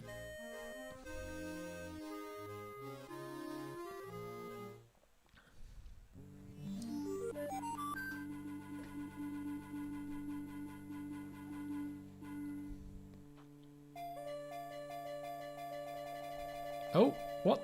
He's gone? He's frozen. This is not what I was expecting. He's frozen. Too bad he's frozen solid. A little too dedicated to his work, I guess. Yep. Looks like a bead would fit in the eel's mouth. Really? Can I just pick that thing up, though? Nope.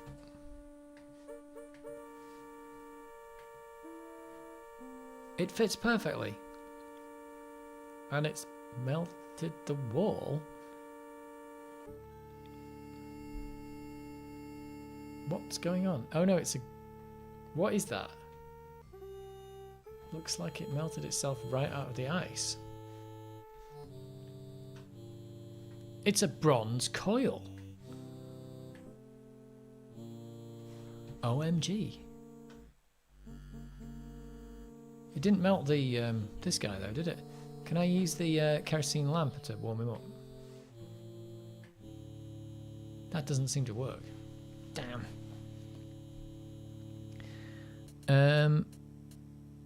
Did the beads power Atlantean things? It might have been that because it's powered this thing.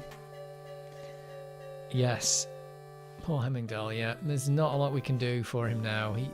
He will exist in that form forever, though. He's still there now. Well, hopefully this guy wants this thing then, because if he doesn't, now I'm out of ideas. That was good, though, because I wasn't expecting that guy to be frozen. That was a surprise.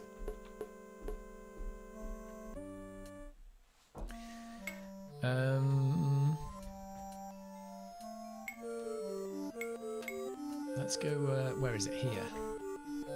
Azores. That's a real place, I think. Is that the Icelandic flag? Maybe. It maybe is. 100 beats.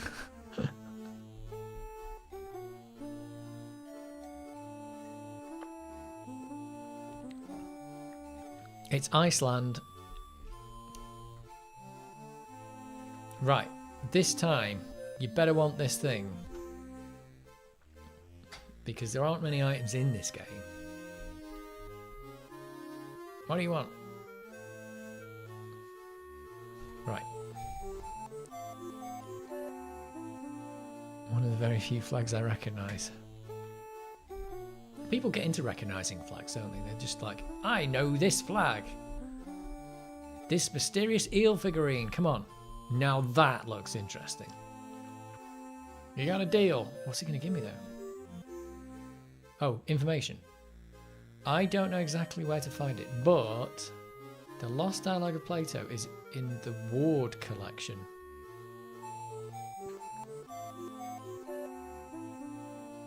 That's what I got for my time. The Ward, yeah, that's what I thought. The Ward collection? I believe Barnet College owns the Ward collection. He knows that. He knows that. Why didn't you just tell me? Oh, a research lab somewhere in Germany. God damn it, look, it's a Nazi. They're speaking English though. Her Jones is kindly provided. What on earth? Isn't it amazing? You fool. You've come back to show me this. Prehistoric knick-knack.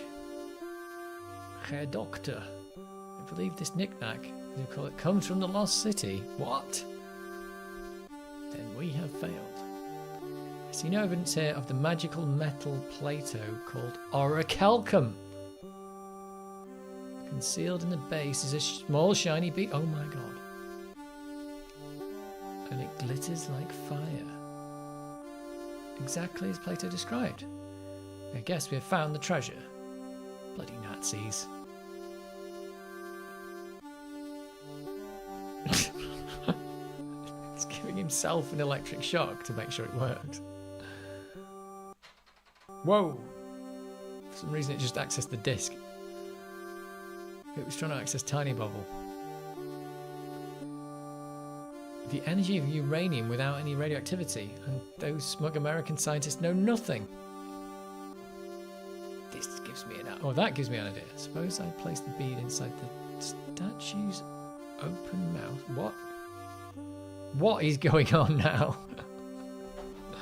What is happening? Think of trucks powered by these beads. Tanks. Oh, the bloody Nazis. Can't get your mind out of the warmongering. Oh, there you go. Think big like the Americans. Think of bombs. There you go. And it accesses the disc again for some reason. Are we going to go to Barnet College?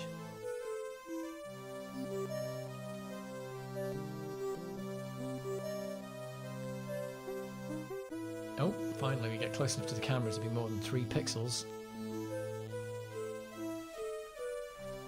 Why are you dragging me in here? Oh, okay. Plato's Lost Dialogue should be here somewhere.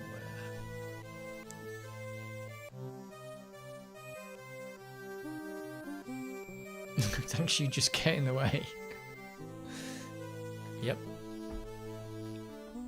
That's NPCs in every game in the universe. They just get in the way. I'll meet you in your office. Okay. Lucky I've got that kerosene lamp now.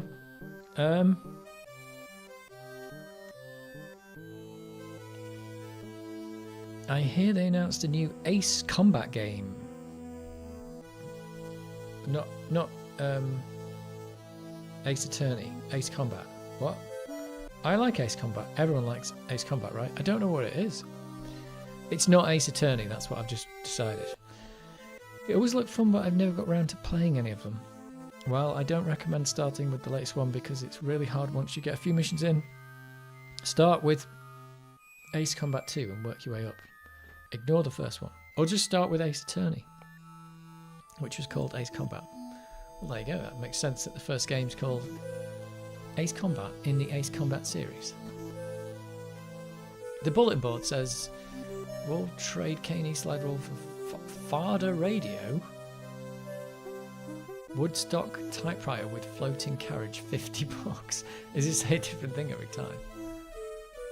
Edward Teller phone home. That's E.T., isn't it? Movie tonight, 39 steps. Do you know what? I watched E.T. the other day. I actually watched E.T. a few days ago. I haven't seen it for years. I'd completely forgotten all of it. I'm not even sure if I'd seen the whole thing. Can I take a drink of water out of that? No. Fail. That's a fail from the game. We can go upstairs.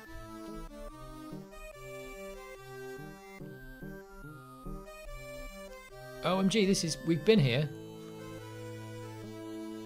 Tipped over bookcase. Part of the old ward collection. Okay, this is what we're looking for.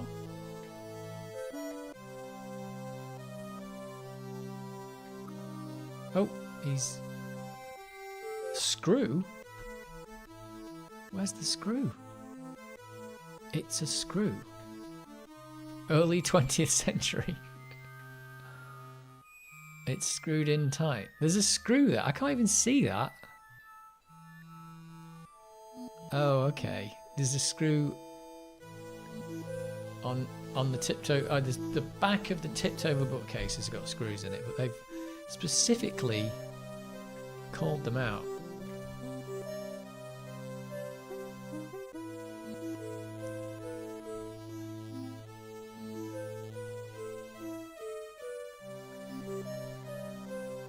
Ace Combat is a flight combat game, kind of like 3D version of Afterburner, but with a storyline. Now that sounds... Afterburner with a story, that sounds just crazy. I think we're going to have to find a screwdriver. That's what I do know. Maybe I should save my game before it... before it screws up. Oh! We'll call this one screwdriver, because I'm going to need one.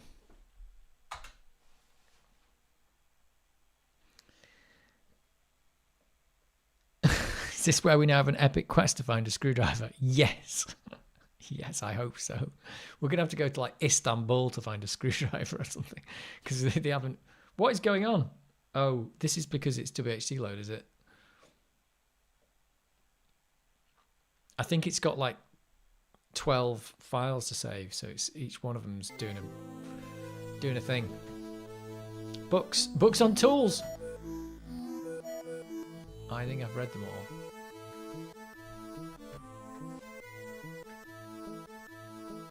Don't need them, they're just textbooks. Okay, yeah, well. Books on pots. I've read them all. You don't want books on pots? No? No? Weapons. That's what we need. You've read all the books on weapons? Oh, come on. And dig sites. You've read all those as well.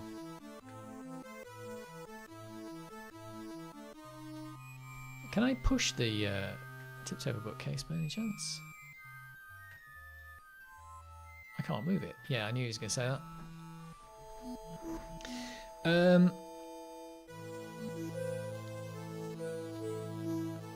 Hasn't any friends to help lift the bookcase up instead of going through the back? Don't know. I mean, I never actually asked the girl to come and help me, did I? But she probably wouldn't have done anyway. It has these thinly disguised fictional countries which are clearly real countries renamed slightly. Grass America is Grass America. Russia. Yeah. What was the one in the Justice League cartoons? Got one that's clearly not... I can't remember the name of the... They have a country that's just completely made up. What's it called? Can't remember now.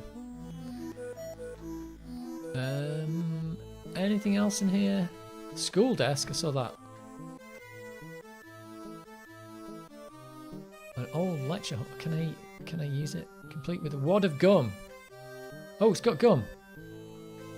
Pick up the gum. It sure is gooey. I've got some gooey gum. Am I gonna have to make a screwdriver out of gum? I want to sit down at the school desk. Can I pick it up? I can't pick that up. Oh, does it? It doesn't open, does it? It's not like a... No. Well, I've got some gum. Oh, and there's the rope as well. Braided hemp. Let's pull it.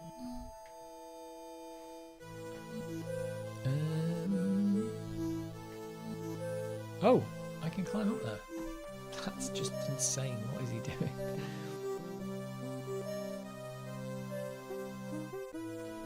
Well, don't worry, guys. I've got the gum.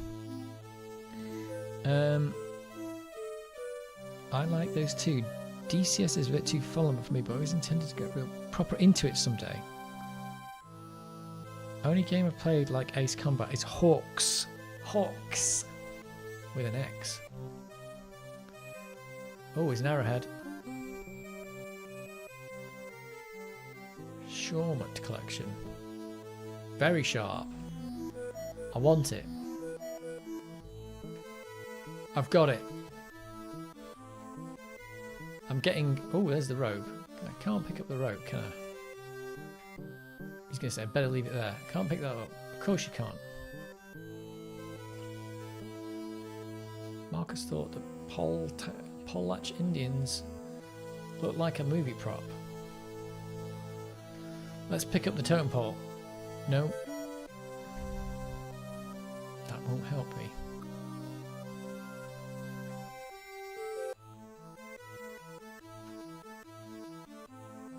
Oh, I didn't mean to do that. Whoops. Whoops. I'm going to go back up there. I can't remember anything about it, which probably says enough about how it was. Yeah, that's the thing with... if you get a movie or something you can't remember it, it's probably because it wasn't very good. And it probably wasn't bad either, but if you can't remember it, it's like, I don't remember that. Either that or it's been a long time. Like, I probably watched E.T. when I was like 10. So a lot of the movie was like, what's going on?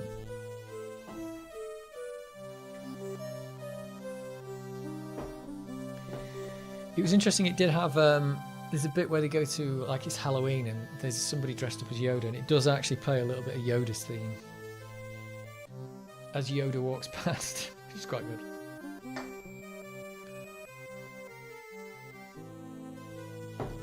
Right, what else have I got? I've got the arrowhead. Oh, it's a big crate. Didn't look at that before. The label says unidentified potsherds. Potsherds. What? Let's open it. It doesn't seem to open. Well, let's use this sharp arrowhead on it. Doesn't do anything. Oh, come on. Oh, I pushed it. Ah, what's this? Part of the Azashkenazi collection.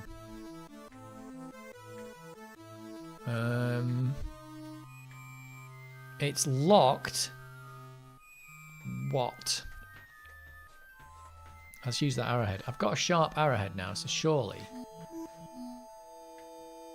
Nope. Nope. So, I don't even know I'd want to get in this thing anyway. Let's pull it. Nope.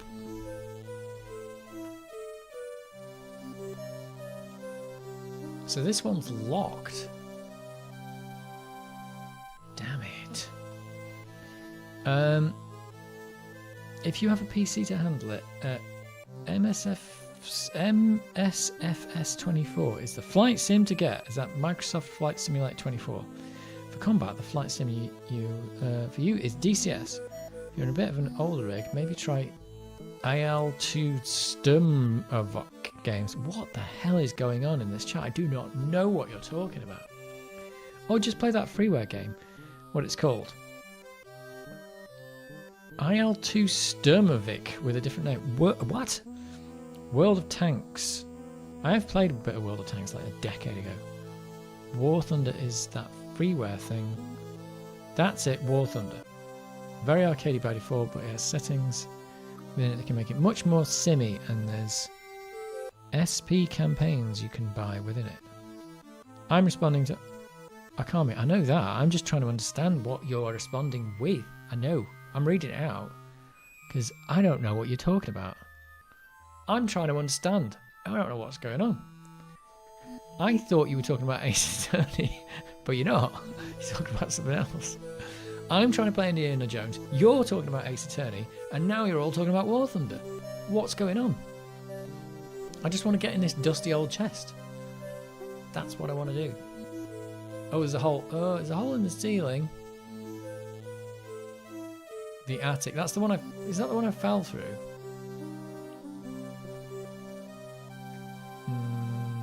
No, I can't... I don't think that will work. Well, maybe the... I didn't try the arrowhead with the... Did I try the arrowhead with the screws? Did I try that? Was either World of Tanks or War Thunder the game that had some classified tanks in sometimes? Crazy. Right. I'm going to use the arrowhead on the screws. Ouch. The screw came out. But that hurt. Oh. Okay. I've got to do all of them. Oh. He's got to find a way to protect his hands. Okay. Well, let's use the gum with the arrowhead. No? Okay. I don't know. He doesn't want to do it because it's going to hurt his hands now. Or does he need a But he wants to. He actually wants to use the arrowhead. Let's save that there because that's exactly, well, that's good. Oh no. Did that work? Right. I'm going to have to find something to put with the arrowhead. And I've got gum to stick it on with, right? Can I use the arrowhead with the whip? No.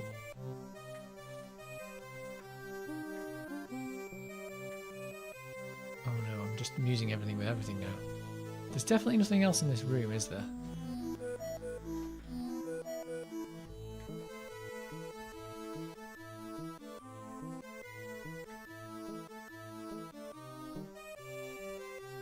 Actually, just let me check again.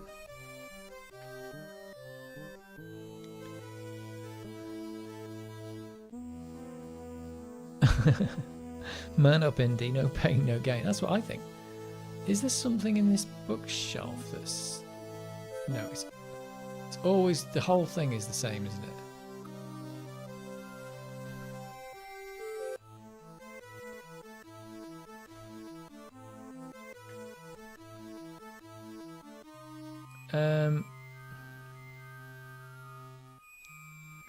There were actual classified documents. How very interesting and murky. Indy doing everything he can to try and MacGyver a screwdriver. I know, it's like there isn't going to be an actual screwdriver in a like a building. Every building in the universe has a screwdriver in it. I think there's some piece of cloth somewhere to wrap around that arrowhead. Possibly, but I haven't seen that yet. Maybe there's something new you can do in the basement. Yeah, is this a different set of stairs? It is. It is a different set of stairs. Let's go to the basement. Oh, it's a dirty rag. It's a greasy old towel. Well, someone's given the game away. There we go. Let's see if we can use the dirty rag with the arrowhead. Oh yeah, we've wrapped it. Did I not need the gum then? What else have we got?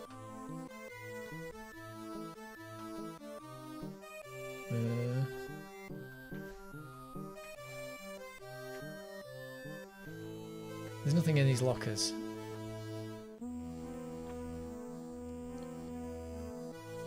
Oh, coal. A fine sample of bitumen. Let's pick that up. Oh, I've got coal. I'm going to stick the gum on the coal. Why would I want to do that? It doesn't make any sense, does it? Oh, what was that? Coal chute? What? Oh, he doesn't want to go back up there. Can I put the coal in the furnace? It's hot enough already. Okay. Well, let's go back up and see if we can MacGyver the screwdriver. MacGyver the ancient arrowhead. So we can get into the thing we actually wanted to get into. Mary's something new you can do in the basement. Not sponsored. My house has a screwdriver in it too. Yes. Is there a building that doesn't have a screwdriver in it? Let's be real about this.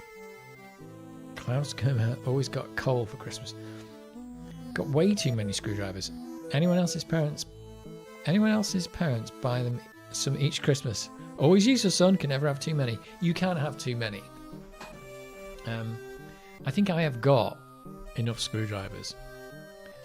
Until you get that screw that you can't get out and you're like, I didn't need a different screwdriver. Right. Oops, I'm using it with a tipped over bookcase. I want to use it with the screw.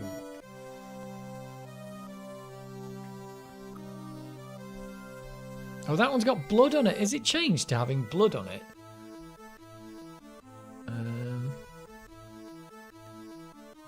Oh, you can't pick up the screw anymore. I've forgotten to do them all. Oh no, they look like... I thought it had got blood on it because he'd... So he did actually unscrew it, but he just didn't want to do any more. What a wuss. What a wuss. Okay, let's open this bookcase from the back. Okay, here it is. The Lost Dialogue of Plato. Yes.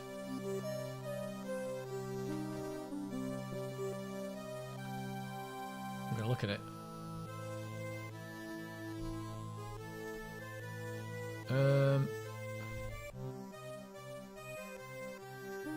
Now I have Plato's Lost Dialogue translated entirely. The Greek original is lost, so I've used the Arabic text I found in an Italian monastery years ago. Always thought it was a hoax. Now I wonder, could this remarkable book hold the secret to the long-lost Atlantis? Probably not. No one will publish it, that's certain. The fear of ridicule is too great. To be safe, I've sent a copy to Ward. Charles Sternhardt, London, 1922.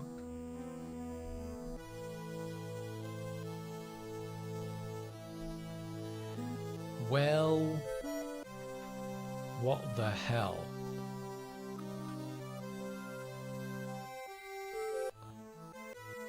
Can I close that now? It doesn't seem to close. Well...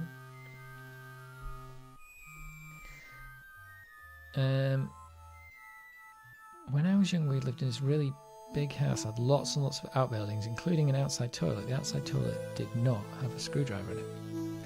Well, I bet at some point it did, because somebody screwed that toilet down. Why did we want it again? I don't know. I believe there is more to get in the basement. Really? More?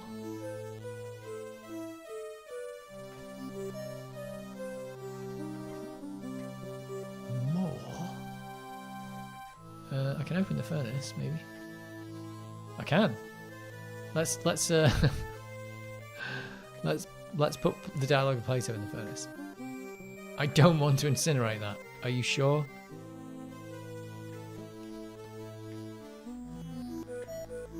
I don't think that will work. Let's put this in there. Anything you can put in the furnace, you should, because if you don't need it, that's always good. Well, it's very hot. He doesn't want to put the coal in it. It's hot enough already. Oh, let's use the kerosene lamp with it. Damn. Lovely, warm, inviting colours in this room. Makes me feel all warm and snug. If this was a Sierra game, you would have totally been able to throw that book in the furnace. Usually, there's a bit in Monkey Island where they have a cooking pot, and you can chuck loads of stuff in it, and it's just a way of getting rid of your inventory that you don't need. So anything you can put in the cooking pot, you should have put in the cooking pot. It was the game's way of letting you simplify the game. But I think in the new Monkey Island, did it just take your stuff off you at that point? I can't remember now. I don't know what else there is to do in this basement. It's too slippery though. Is it though? Because we've got gum. I think I'll stick this on my shoes. Okay. He's using gum to get up a coal chute. This is just insane. This is where we started the game, isn't it? Yes. The Real Moss 6502 says yes. Antique vases. Let's pick him up. Yeah, I think that's the rule in adventure games. Pick up everything you can pick up and throw away everything you can throw away. That's definitely a rule. There's a giant dog on the screen. Man, LucasArts really were on top of their game.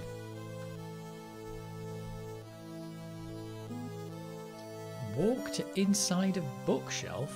What? Oh, was that... Wait a minute. What is going on here? Was that the bookcase that was above? I believe it's part of the old wall collection. Oh, so that we were above there. And that was the... These aren't the books I'm looking for.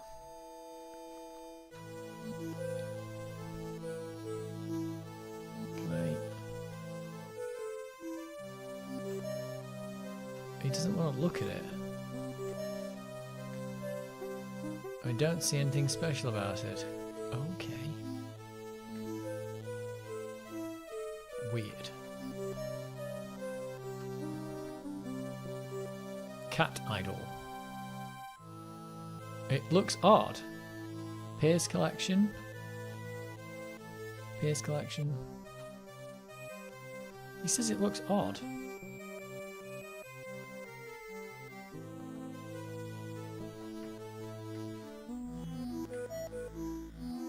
Oh, it's made out of wax. Okay. I get it now. Is there anything else in here before I leave? Right. I get it. Pun not intended. We are going to stick the wax idol, the wax cat, in the furnace. Well, it melted. But that must mean... Wait a minute. Did I not get any? I thought there was going to be something inside the... There didn't seem to be any reason for doing that. The wax cat melted. What?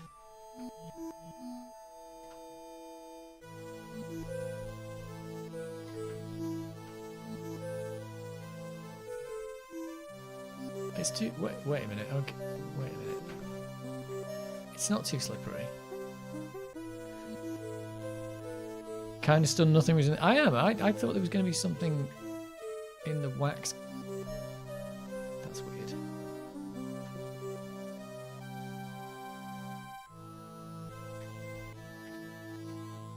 Oh, that one's too heavy, is it?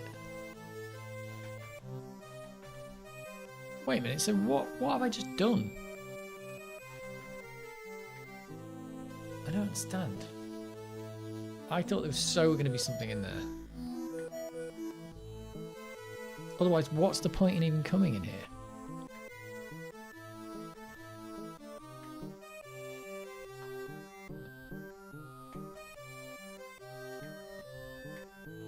You can't pick that up. You can close it, can you? You can.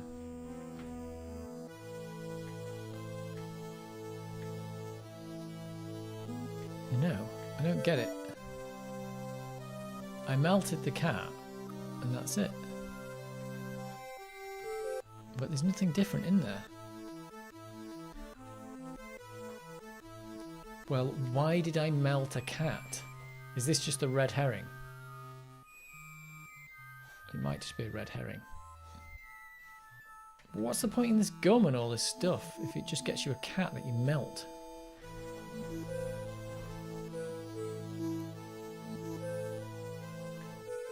That gum is going a long way.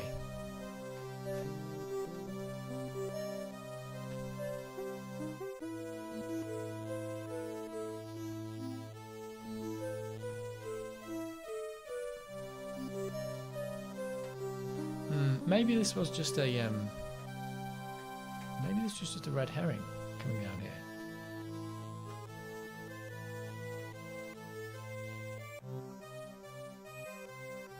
Oh yeah, because maybe you were supposed to find this first and then you were like trying to get into the bookshelf that way, but you have to go and find the arrowhead. I don't know. Doesn't seem... Anyway, I got rid of the cat. So the cat's not an item we need.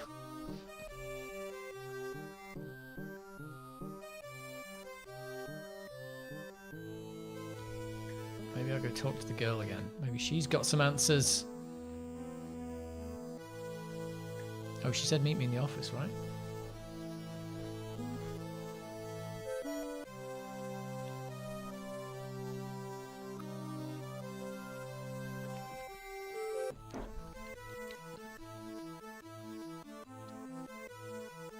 Oh, is he going in? Open. Here she is. I got it. I found Plato's Lost Dialogue.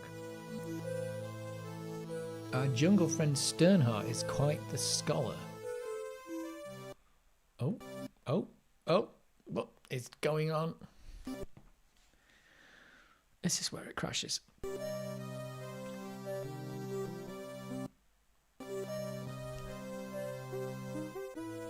Okay, we're reading that now. We've already read it though. Oh, yep, read that.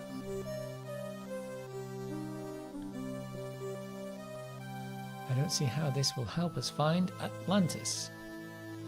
The game is more complex than I thought. I just read up on what the cat and gum are all about. Is that a different way to solve the same puzzle, but I'd already done it in a different way? Can you solve it with the arrowhead, or you can solve it with... No, hang on a minute. Don't know. Because some of these puzzles have got two solutions, I think. Isn't it obvious? No. It's much too vague. Our only hope is supernatural inspiration. Oh my god. Oh yeah, your old pal Nur what?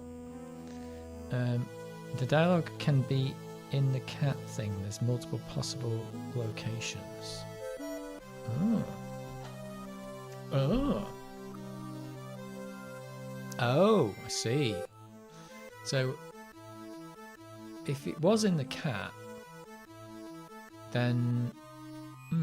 that's interesting. So, there are multiple solutions, but only one of them will work in... I don't know, in this particular playthrough? I don't know. Your old pal Nur Absal. That's the weird ghost thing that isn't a ghost or something. If I can make contact. Here we go. Where's my spirit guide when I need him? The answer's in the book, not out of space. So he's got his dates mixed up. Why is that so important? Plato's error means distances could also be wrong. So what if they are? Well, if you're not in the right place at the right time, you're John McClane, right? Atlantis is in the Mediterranean. Of course it is. You mean 300 miles from Greece instead of 3,000? Yes, the cradle of civilization. You could be right. Well, he once told me it came from the middle of the world. That's what Mediterranean means. Good old Nur Absel. I'm starting to like him.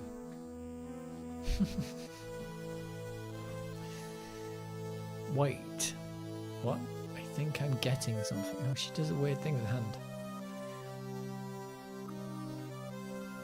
I'm not sure. Has something changed in Iceland?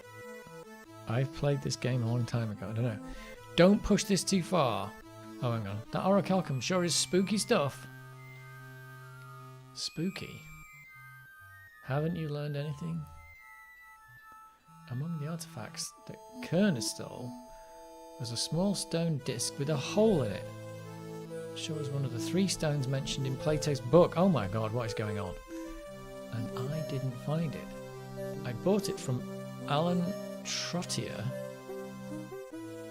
Haven't we talked enough of these nutcases? Or was it Omar Al-Jabbar? Either way, Algiers or Monte Carlo, this much I do know. We need all 3. We need 3 stones now if we want to find Atlantis. OMG.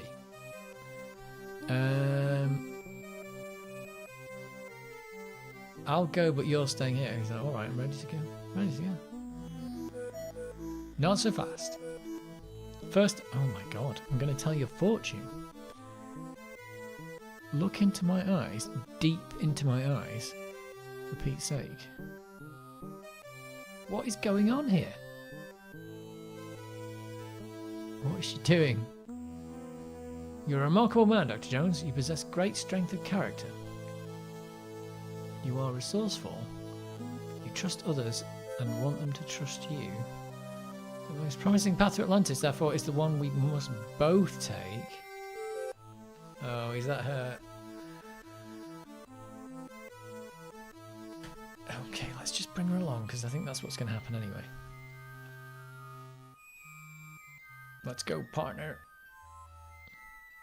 Don't get any funny ideas.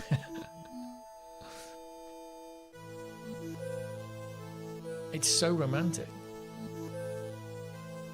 With my lump of coal.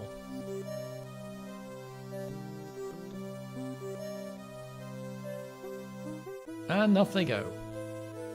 I suppose we've got like 3 more locations to go. Yeah, well, 2. Well, let's go to Monte Carlo. We're getting closer to England.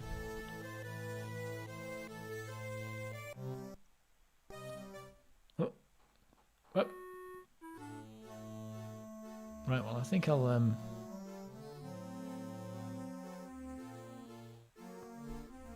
Whoa, what's going on here?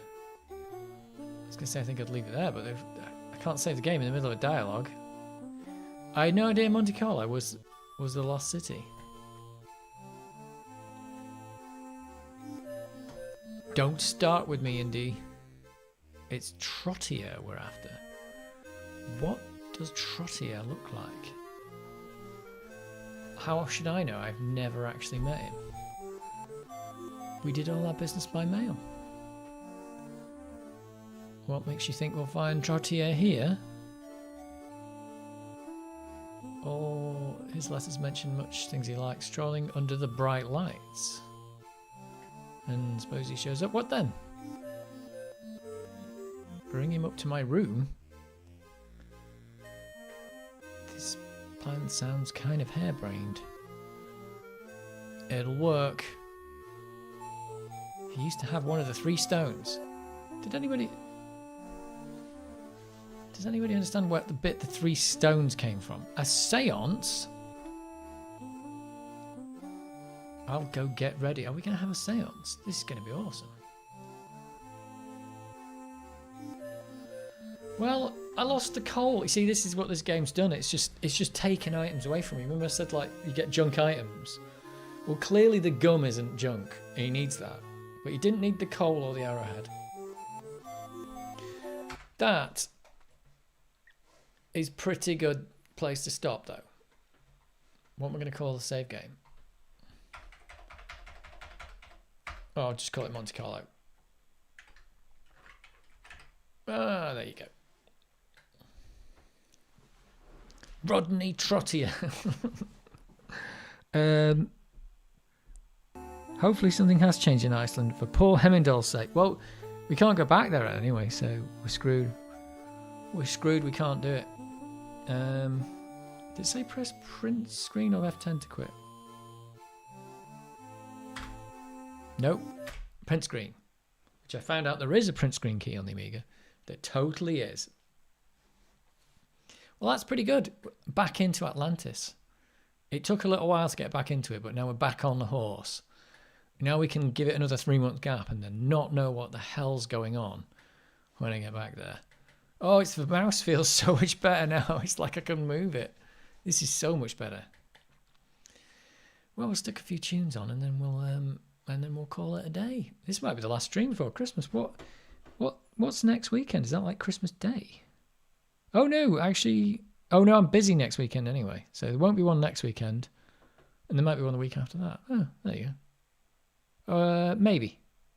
Yeah, because that'll be in between Christmas and New Year. And nobody does anything in between Christmas and New Year. It's a well-known time for messing about and procrastinating. Right?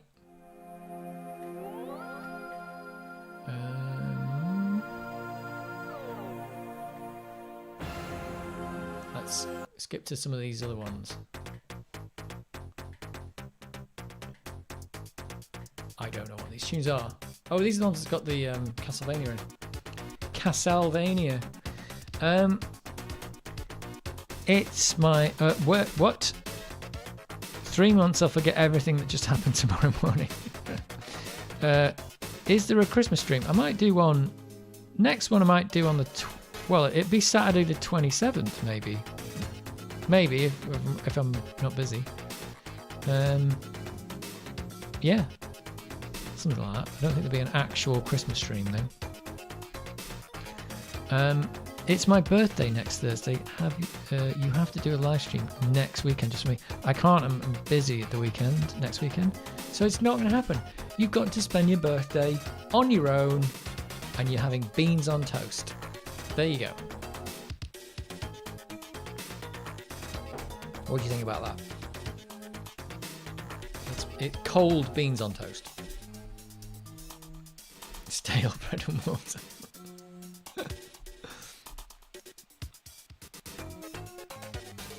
That's what you get. Well, wait a minute. It's your birthday on Thursday. Oh, you're almost a Christmas baby. 18th of December.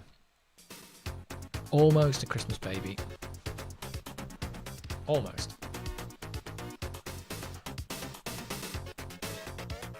That's why you're getting stale bread and water.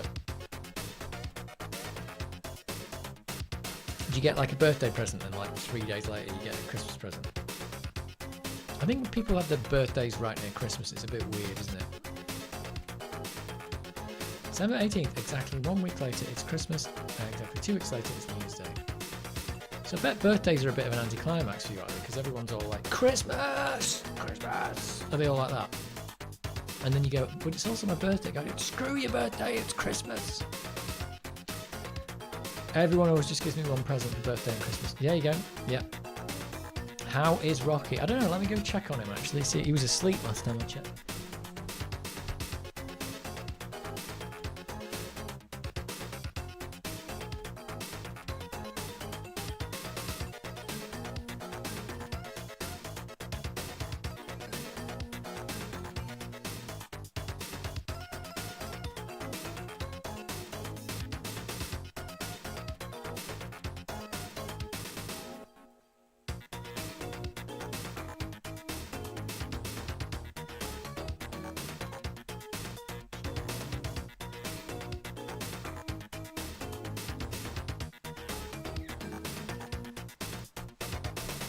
He's here. There he is. He's been clipped. Oh, let's get the microphone out of the way. He's been clipped. So he's all like super clean and stuff. There you go. He's alright. He's doing alright. He's got his tongue sticking out as well. Knew someone with a birthday on the 25th? Worst look ever. Yeah, you're not going to get 2 lots of presents, are you? You don't get 2 lots of presents on the 18th. Rocky, you can't just quite get on the camera because you're too small. He's looking a bit like, what the hell am I doing in here? What the hell? Rocky is happy. Yep. Yeah, in fact, it was his birthday. It was his birthday 2 days ago. I discovered his birthday. He just turned 14. So there you go. He's like yeah, he's just turned 14. It's 10. What is it? 10, 12, 11 is his birthday. 10, 12, 11. Not 10, 11, 12. 10, 12, 11. He doesn't know it's his birthday. Doesn't give a damn. So yeah. So yeah, he's just turned 14. Does he look 14? Apart from the fact he's got his tongue hanging out. Does that look like a 14-year-old to you? He looks super shiny because they bath him at the clippers. They bath him and clip him, don't they? So he comes out super shiny. Might be a little tired. Maybe he wasn't asleep, but he's like a little tired baby. So yeah, it's just he's a December birthday boy as well. He looks like a well-kept veteran of doggishness. 14 times 7 dog years, 98. Yeah, but it doesn't really work, does it? Because like little dogs live a long time, so there's no way he's a 98-year-old. He was like jumping about the other day because I had some treats in my hand and he like jumped vertically. I'm like, Jesus Christ, a 98-year-old. I wouldn't be able to do that. I don't know. I think they have to like change that for little dogs, don't they? Because they live. I don't know how long he's going to live for. It's going to be longer than 14 though, by the looks of it, because he's currently pretty healthy. Pretty healthy. But you never know. I suppose they just get some problem as they get older. What do you think, Rocky? How long are you going to live for? He's like, I don't even know how old I am. Hasn't got a clue. He's got massive ears. When you actually clip him, you can see how big his ears are.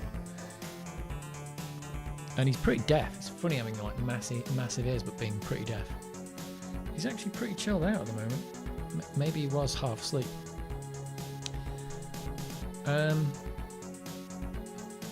As long as dogs are happy. He's happy, I think. Are you happy, dog? What do you think about the Amiga? He's like, I don't know. Maybe go in bed. I've got a camera on the bed.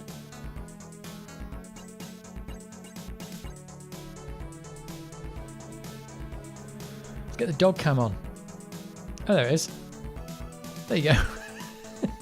Look at that. He's like buried in the bed. It's ridiculous. Why have I got a dog cam? It makes no sense. It just makes no sense. He's going to start like licking the bed now.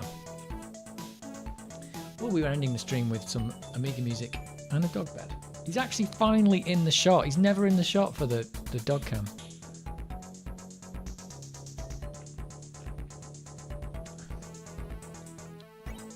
Yeah, he spends a lot of time, like, because this is where I work from home as well, so he spends a lot of time just, like, I start work in the morning and he just sleeps for another 3 hours until he figures out he wants treats or something, or wants dinner. And that's it. But yeah, he's pretty chilled.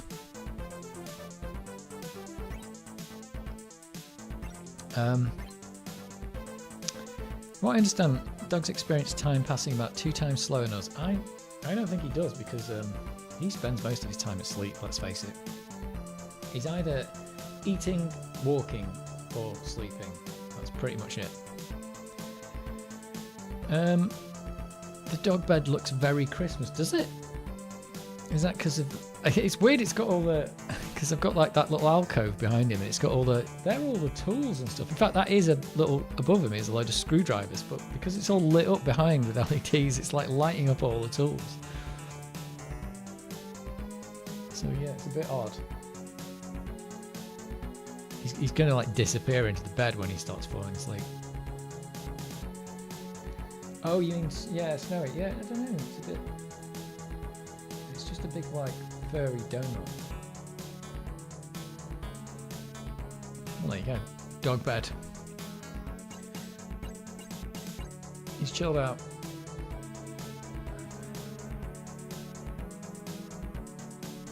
But yeah, he doesn't like having his claws clipped because the clippers. He used to have them cut at the vet, and the vets cut him once, and then now he hates having his claws cut because he thinks they're going to cut him. But he was all right with it until they did that. It's like, whoops! Now your dog is gonna hate having his claws clipped. Yeah, eat, sleep, walk, repeat. It doesn't even like. He does like going out on walks, but he just doesn't want to leave the house. When you like put the lead on, he tries to hide in his bed and stuff like that. It's weird, but when he's outside, he's fine with it. He loves it, but he just doesn't want to leave the house.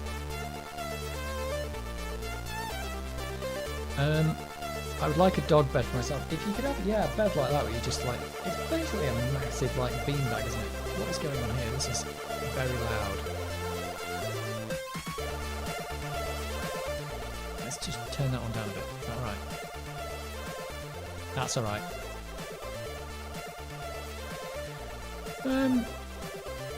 Yeah, dog bed. That's what you want.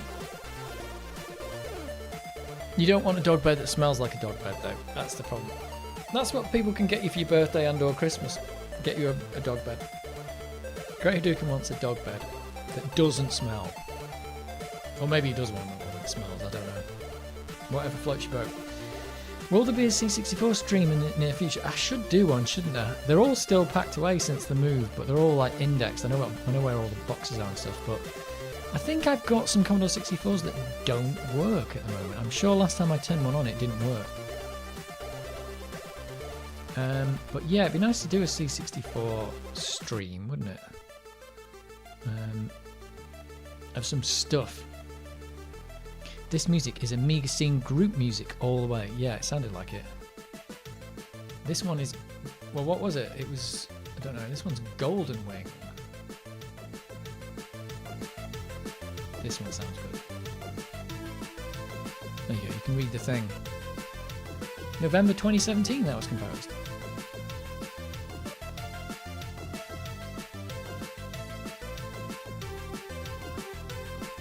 Well, I'm quite enjoying Indie, the game. Once I got back into it, I think I've re-explored all the places I'd been in the game anyway, so that's quite good. This has a Turrican 2 sound to it. The bass is like the bass in the last level of Turrican 2. Yeah, it might be, the samples might be stolen. So an A50K, it could be. Yeah, because the Turrican music can't be that big because it's got to fit in. It's fitting in a 0.5 megabyte game. Who's retracted a message? Retro JB retracted his message. I didn't see it.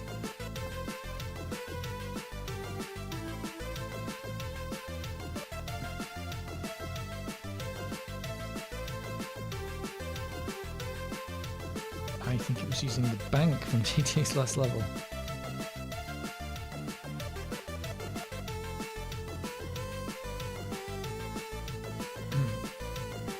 Well, I've got loads more room here now. I've got room for a. I could have a Commodore. In fact, back in the day, I used to have the Commodore 64 and the Amiga set up together. I did used to have the. I can't remember what did they used to do. They used to have them next to each other. I can't remember how I used to do it, but I think I had the Amiga 600 and the Commodore 64 on one desk. But eventually, the Commodore 64 got used less and less and less, till eventually it wasn't getting turned on anymore. But I did like running them together for a while. It'd be nice to do that here. So have a Commodore 64 setup. Permanent C64 setup. That'd be nice. I don't know where I'm going to put the A1200. Might have to do, when I get the A1200, might have to do a stream where I just use the A1200 instead of the 1200 and see how different it is. It might be the point, like, apart from the logo, if I didn't tell you, you probably wouldn't know. Other than maybe the, you wouldn't hear the grinding of the floppy drive. That's one thing you're going to miss out on the A1200, actually.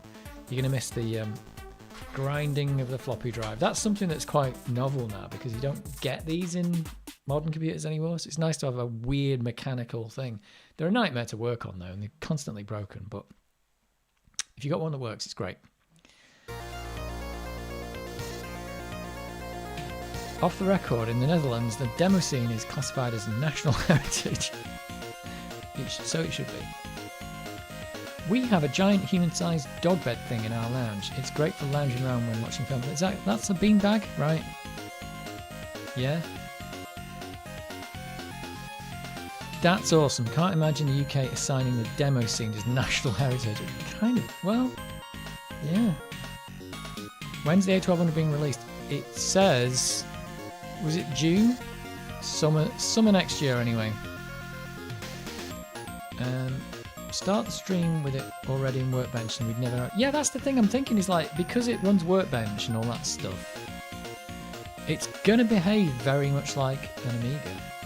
I mean, I assume you could get it in mode where you turn it on and it boots Workbench, so you're going to be able to get it to behave a bit like an Amiga, I think. Did I get Castlevania working? No, because that needs an absolute buttload of fast RAM. Didn't it? Needed 8 megabytes of... Needed 8 megabytes, or was it more than that? Anyway, that might be something to play on the A1200. Because, yeah, it just needed tons of fast RAM. I didn't try and get it working. What was the other problem with that? I can't remember. But yeah, it needed a lot of fast RAM. Oh, and then... What happened then? I tried it. I had to take... Because I've got this set to 4 megabytes. I set it to 8. And it still didn't work for some other reason.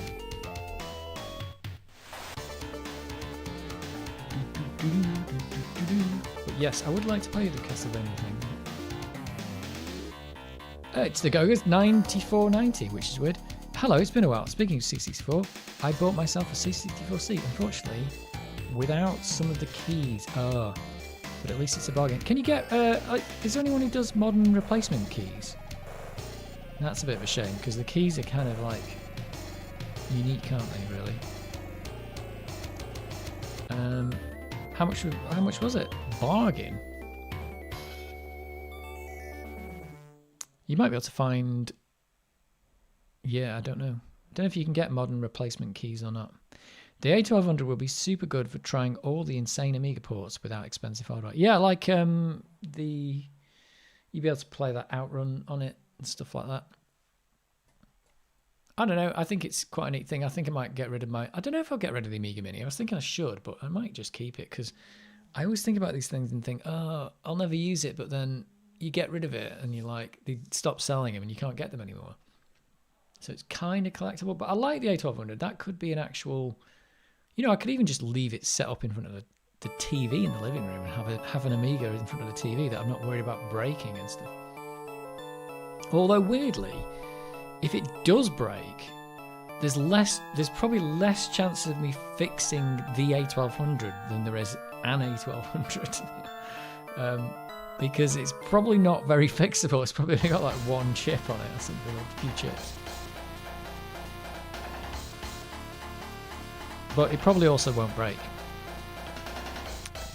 I meant to bring up a front end I found called Breadbin. It uses Vice as the emulator and just makes C64 VIC-20, and I think it was C+4 emulation, but nicer to look at.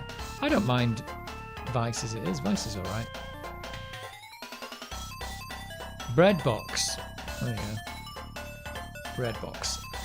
The real Moss 6502 is bidding on a sharp X68000 at the moment. Not sure I'll be the highest bidder. It's weird. I watched. Do you follow a guy called is it the Laird's Lair?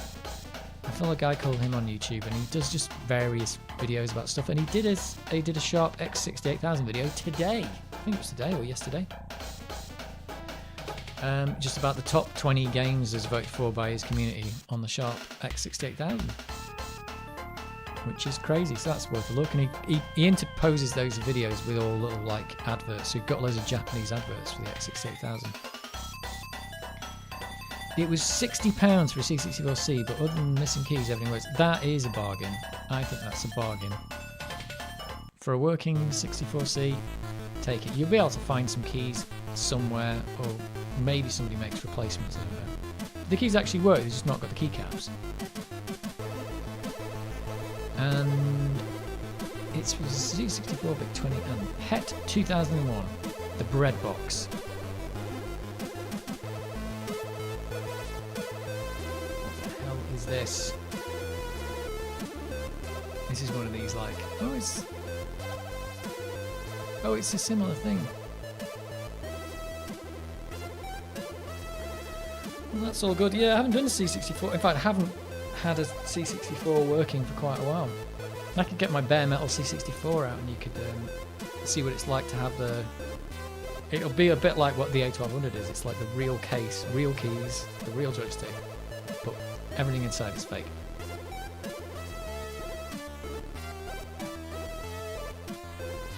Everything inside is fake. If I had known about the X68000 computer when I was a kid, I would have done unspeakable things for one. You wouldn't, because they're probably really expensive, weren't they? Really expensive. I bet they're really expensive now, actually, if you're bidding on one. Because weren't they only released in Japan? They weren't released here, were they?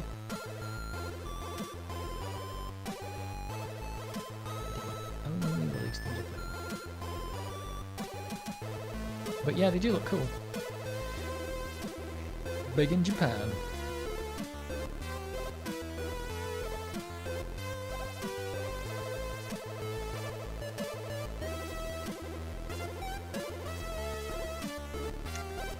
I don't think I knew about them until I found out about them because I think it was EVblog has done a teardown on one, I think. Because I remember, yeah, he did a teardown of Amiga 500 like 10 years ago or something. And he also did an X68000, and he's done, I think, one other retro computer or something. Can't remember now. X68000 is really great. I had the pleasure to play one. Castlevania remake on X68000 is really great. Ha, yeah, spoiler. The Laird's Lair, the top game voted for on the X68000, was indeed Castlevania. I bought the A3000, now I want the X68000. Oh, right. Very good. It's interesting because just today as well, Jan Beta has posted a video because he's got an A3000 tower, and who else has done one? Somebody else has done an A3000 video today as well, which is weird. It's Gadget UK. He's done a video repairing an A3000 board that he's got. So there's been 2 A3000 videos posted today. The A3000 tower is insane. I know I've seen them before on Chris Edwards' channel, but it is massive. It's just ridiculous how big that computer is. It's like a coffin. It doesn't make any sense for it to be that big. Overall, X68000 is like the Amiga for Japanese computers. Yeah, I would say that's quite a fair thing to say, but it was like, yeah, because it wasn't just a games console, it was an actual computer, wasn't it?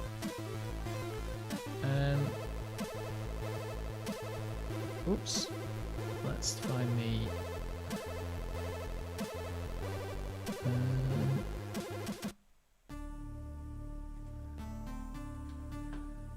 yeah, so Jan Beta has done that video today. I think it was today.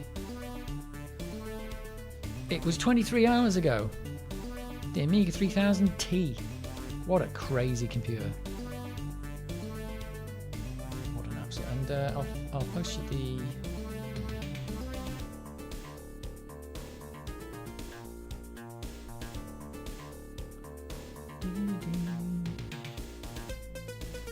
Oh yeah, and 14 hours ago we had an X68000 video as well, which is...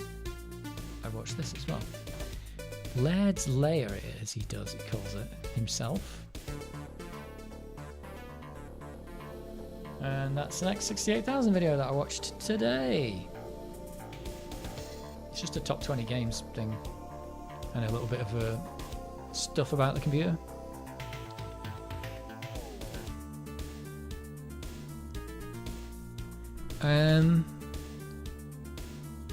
First time I ever heard the name SharpBix 6000 was in relation to a Mega Drive port around 2015.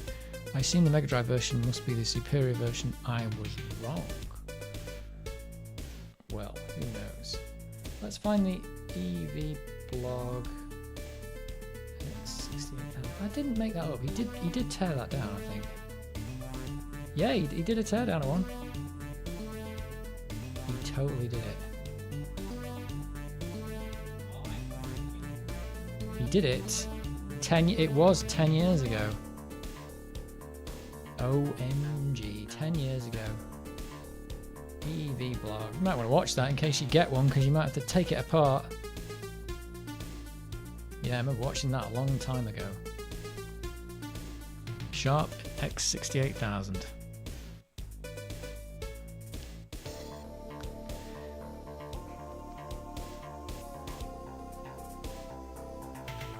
Crazy.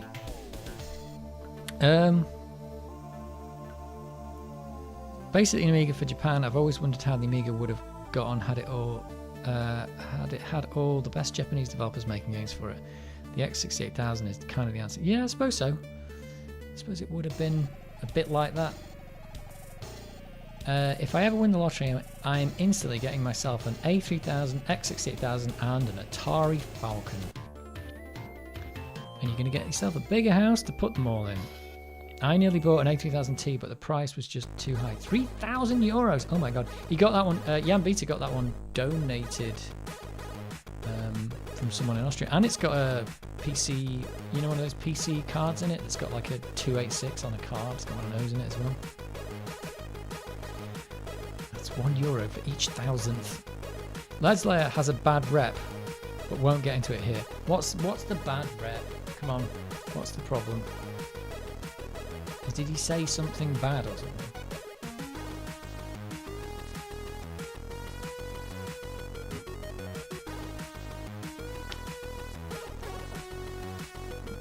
Get into it. Go on, tell me.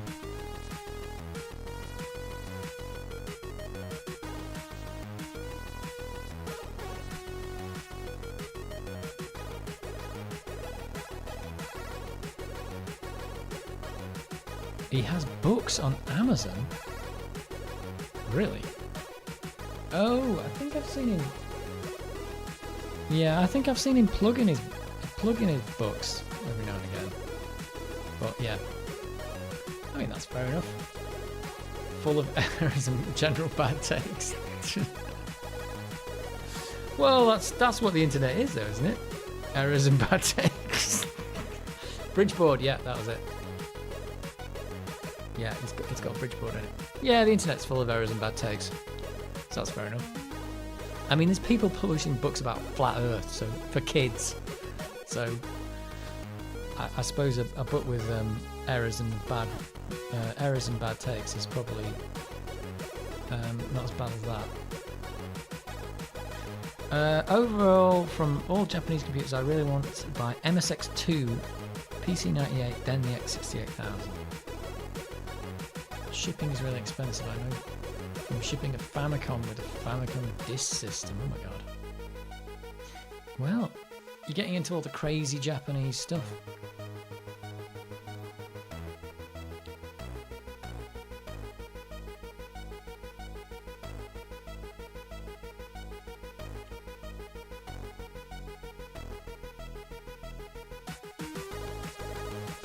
So that's what everyone's been doing, bidding on crazy things. Not me though. Oh, I own a couple of Japanese NEC 8800 boards and 9800 computers. 8800 and 9800 computers. I don't know what they are.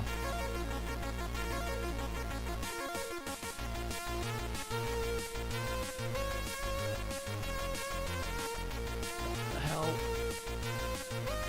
I want to get to. Is there any more Castlevania before we leave?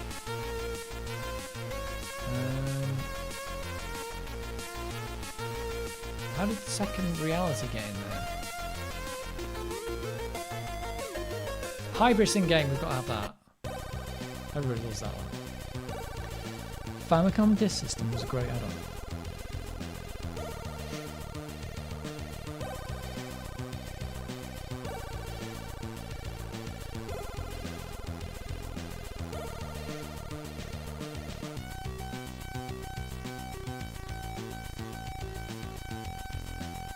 I still need a Falcon 030 in my collection. Yeah, it's funny. I remember the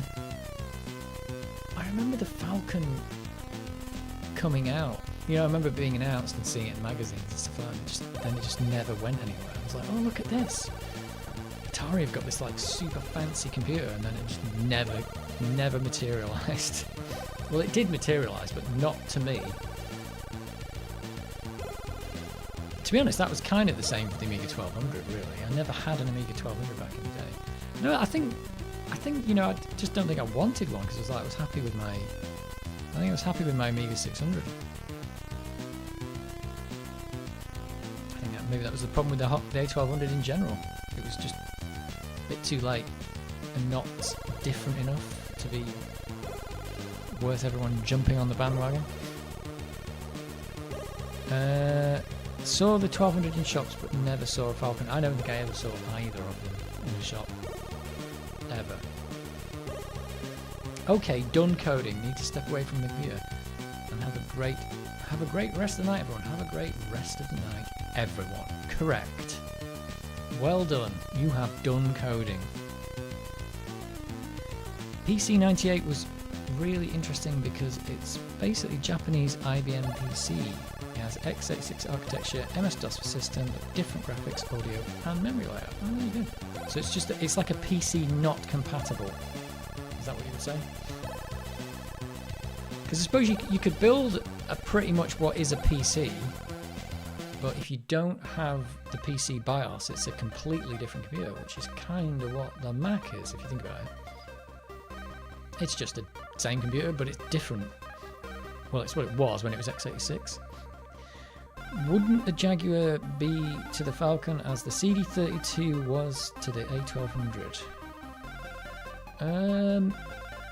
Yeah, I suppose it was.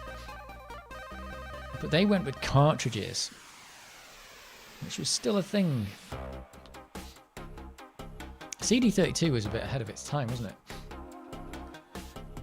A bit too ahead of it. It's kind of ahead of its time, but behind. It was a CD console, but also using kind of oldish hardware. It's amazing how much extra hardware add-ons the Famicom had in Japan. Oh yeah. Not sure there is much software for the Falcon. There's probably virtually none. Oh, Pixelpop says I will reveal my latest masterpiece in the new year. Ooh. New Amiga stuff. Is it going to be AGA? That's all we need to know. We want AGA games. It's not going to be an AGA game. Is it going to be an AGA game that requires 8 megabytes of fast RAM and an 030? I think the CD32 was much more 1200 with an extra chip and a CD drive, while the Jaguar was a different beast almost entirely, but did have a 68,000. Yeah, the amazing thing about the CD32 was it had a CD drive. It was a CD console very early on, wasn't it? It was like a year before the PlayStation, am I right? So it was a bit ahead of its time, but it was obviously also not far enough ahead of its time.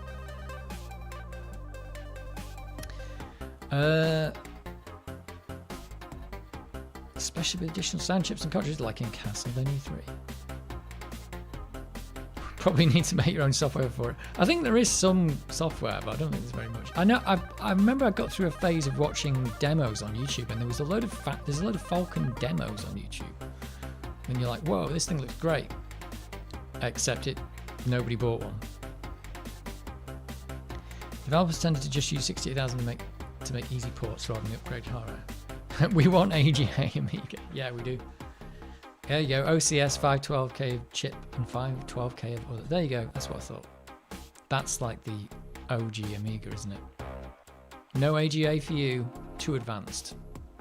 Too advanced. You get those extra bit planes and then not enough processing power to use them, or memory free space on a disk. A waste of the hardware capabilities, but does allow for easy ST Amiga ports in recent years. 64-bit? Oh yeah, the Jaguar was 64-bit, wasn't it? That's just nonsense, isn't it? AGA is cheating. It's just, is it? I don't know. I think what's cheating is, the real cheating is using all these modern development tools. That's where the cheating is. Cheating's not in AGA. AGA actually existed. There's your cheating. Using a 4 gigahertz computer to compile a program for a 7 megahertz computer. That's cheating. Cheating is using fast RAM. Well, yeah, it totally is, but it'd be nice to... I think we should be making games that use that kind of stuff, because you want to be making games that were like, well, if the Amiga had carried on, what would we have had, and what could you have done with it? Because, I mean, let's face it, back in the day, you could have had an Amiga with... Well, the very first Amiga could have had fast RAM in it. But yeah, nobody made any games for it. But I think it does make it hard to run on real hardware sometimes, like that Castlevania. It's like, oh, you need 8 megabytes of fast RAM. It's like, come on, give me a break.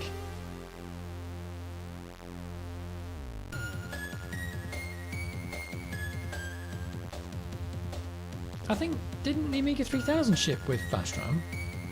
Am I right on that? Was that the only Amiga that actually shipped with it? Maybe an A5000 would have let us use more than 2 megabyte chip RAM. Yeah, that is a real shame. That 2 megabyte limit got hit pretty quick, didn't it? It's like... There is a 3D game in the jam that is looking really smart, will run smoother on better hardware. Yep. I think the weird thing I think though is that a lot of people are saying, oh yeah, you need an Amiga with an 060 processor in it, but as far as I'm aware, there was never actually an Amiga with an 060 processor in it. I think were people buying them and putting them in it, but it never shipped with one. So you really are pushing, but I suppose the 060 was like the fastest 68,000 that they did. But they're also very rare, so it's hard to run that on real hardware. I should finally upgrade my A500 to 8 megabytes fast RAM and 2 megabytes of chip RAM. Yeah, I know, well, to be honest, I don't know about the 8 megabytes. There's 8 in this, but 4 of it's turned off, so I don't really ever use that. It's a lot of memory to do stuff with, but if you're going to make a game, I suppose the good thing about having all that fast RAM is, if you're making a game, you can just load everything into fast RAM and just keep it in RAM. That's what's good about it. You don't have to do any loading. Well, you're still loading, kind of, but you don't have to do any loading. Just loading it from fast RAM into chip RAM. How did you even add fast RAM to the A500? Was it through the Zorro slot? Yeah, the slot on the side you could stick fast RAM on. Didn't the hard drives that people had, you'd get hard drives and they came with some fast RAM, usually? Isn't that how it worked? So you'd get a hard drive, like you'd end up with this massive computer. Who are the people behind this channel? Will there be a local meetup in the future? We are a small community. A local meetup sounds like a meat farmers thing, the way you spell it.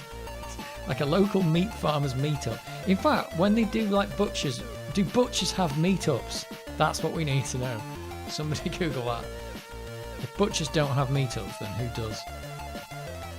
You should use an accelerator card, not a real card, which plugs into the CPU socket.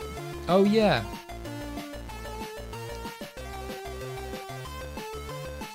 Yeah, also like you said, you can use the side card. Yeah, I think those GVP hard drives had like some fast RAM in them. The sidecar, yeah. If they don't have meetups, their game is lacking. I'm going to quickly Google that. Butchers meetups.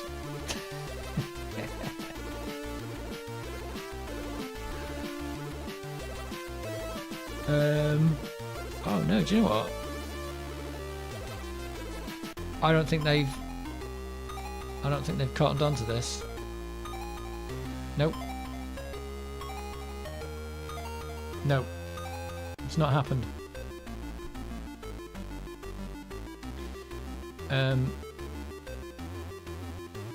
Meetups, yeah. Internal solution is neater than having something sticking from the A500. Yeah, I think nowadays you can stick a load of stuff in a 500, can't you? Because it's got loads of space inside. Because I mean, people have jammed enough stuff into the A600 that the A500 can definitely do it. Is that what PyStorm does? Does PyStorm stick a load of like fast RAM and it can upgrade the processor to a software driven, you know, faster processor and stuff? Cheating. It's total cheat. That is cheating. Mega cheating. The A600 is crazy what people manage to fit in so cramped. Yeah, and I was amazed by it. It's like, yeah, here's my A600 and it's got an 060 in it. It's got like 10 megabytes of flash RAM. You're like, what? The A600 is the weird one because that's the only one that really isn't really able to get any fast RAM in it. Because when you put the upgrade in, you just get more chip RAM. You don't get any fast RAM at all. And the PCMCIA didn't have a fast RAM upgrade, and it's and I think it's really slow anyway, so you wouldn't want it. So yeah, so people end up clipping chips onto the CPU. So weird. Weird.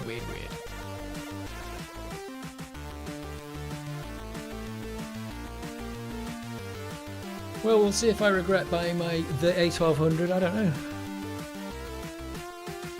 One thing I think about it though is if my this Amiga 1200 at some point, I use it a lot. Since I bought this has clocked hundreds of hours. If you just add up all the live streams, they've all been pretty much on the A1200. So I think one day it's going to fail, and it might fail in a way that I can't fix it, or it might be expensive to fix. So the A1200 will probably go on forever. But hopefully this will be alright because I'm using a modern power supply that's a decent one, and I've recapped it and everything, so hopefully it won't blow up for any power reasons. It'll only die just because it dies. If it dies, it dies. The individual ACA 500 can do A1200 accelerators and networking for the A500. There you go.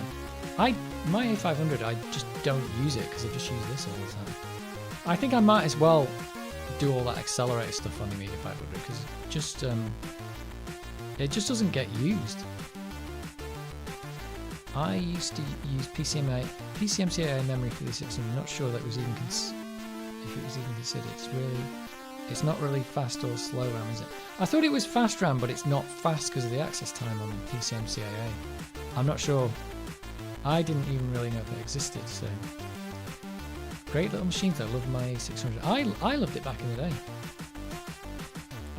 I didn't realise until recent times that loads of people hated the A600. I had one. I thought it was great. I think I sold my Amiga 500 to get one. My main A1200 has gone yellow again. This one's doing alright. This is the one that had the... where's the camera? It actually looks a bit different in the camera.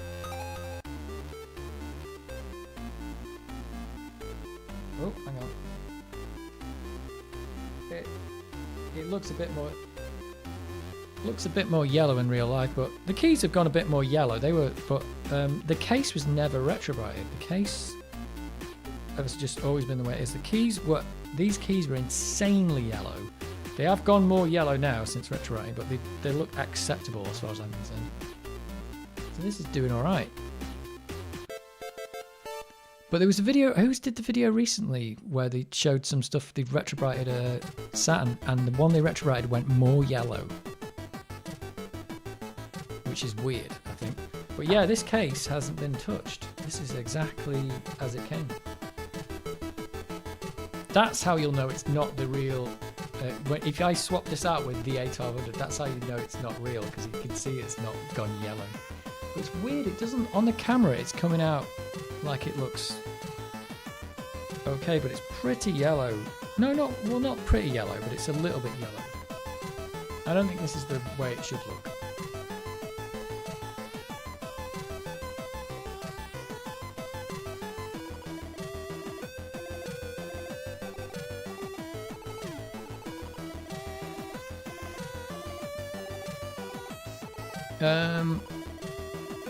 Embrace the yellow, yeah.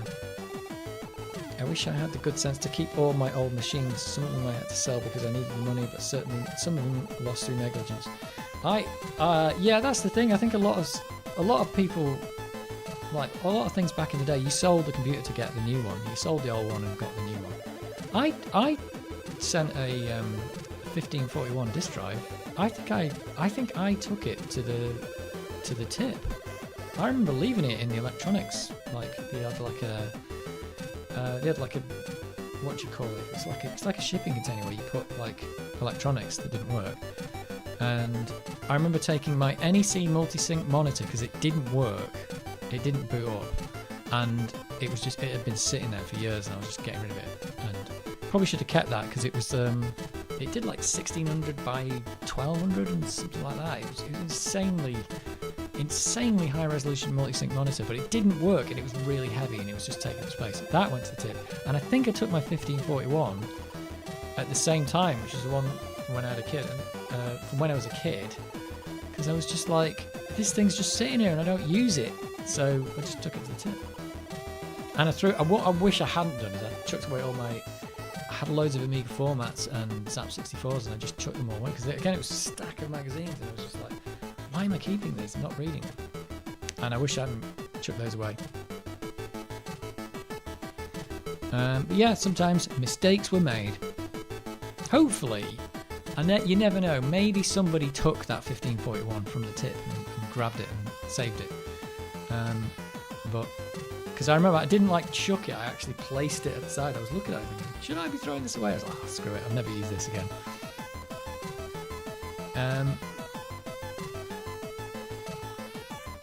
I did keep my X316 games collections. I'm sure one day the values will return and shoot up. Yeah, in fact, I've got a load of my Xbox 360 games are all sitting on a shelf over there. Not many of them, but I've got a few. But I haven't got my Xbox 360 anymore. It was making a horrible noise. That one did end up going to the tip. But yeah, they're kind of retro now, aren't they? The case on my A1200 is fine, but the keys are browny yellow. Yeah, I think it's kind of how mine's going. But these keys have never got... They were so yellow when I got them. I mean, it was ridiculous. They looked insanely stupid. I've got the video on it, haven't I? It was just ridiculous. I don't think I'd retrobyte them again until they got that bad, though. In fact, it's just a pain in the arse doing the keyboard because there's so many keys to pull apart. I have a replacement case from A1200 not on it. Yeah, that's a good idea. I will someday buy A1200, but recapping SMD caps makes me somewhat concerned. It'll be alright. I mean, I did this one. In fact, when I did this one, had I ever recapped an SMD machine before? I think I'd done my 600 before, so I was getting used to it. I once found a SNES controller, PSU, and 9 games in a bag in the tip. Took that home quick shot. Worked out the bag, yeah. Well, that Mega Drive Mini I played on stream, that was found at a tip as well. Someone chucked that away. I was like, what? Crazy. Yeah, the SNES worked. That's brilliant. At least I managed to recap my iMac, but those were through-hole caps. Yeah, and Apple don't exactly make their stuff easy to take apart a lot of the time, do they either?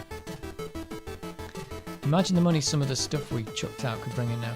I don't think a 1541 is probably worth that much, but I just think it's a bit of a shame that I chucked it away. And I never chucked away... I think I sold my A600 that had the hard drive back in the day, and the one I kept... In fact, one of my A600s is my A600, so I kept that.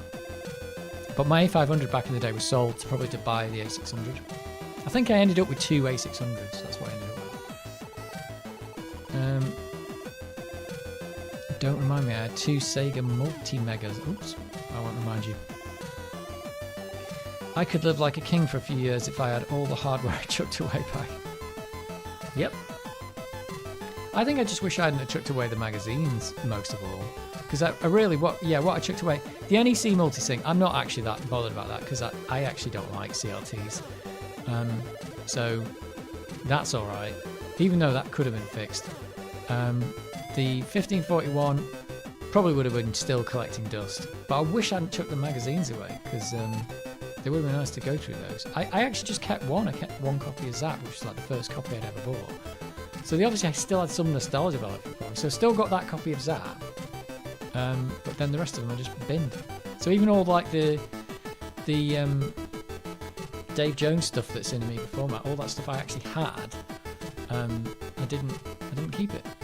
But then you start doing these house moves and you're carrying all this stuff with you, and you're like, why am I carrying this broken stuff from one house to another? So, but weirdly, when I actually threw it away, I didn't move house for like 15 years after that. I only just moved house now. I'd done like 4 house moves and I'd carried all this stuff around. And then I thought, right, I'm getting rid of this. I'm not moving again. So I don't have to move it again. And then I didn't move until just recently.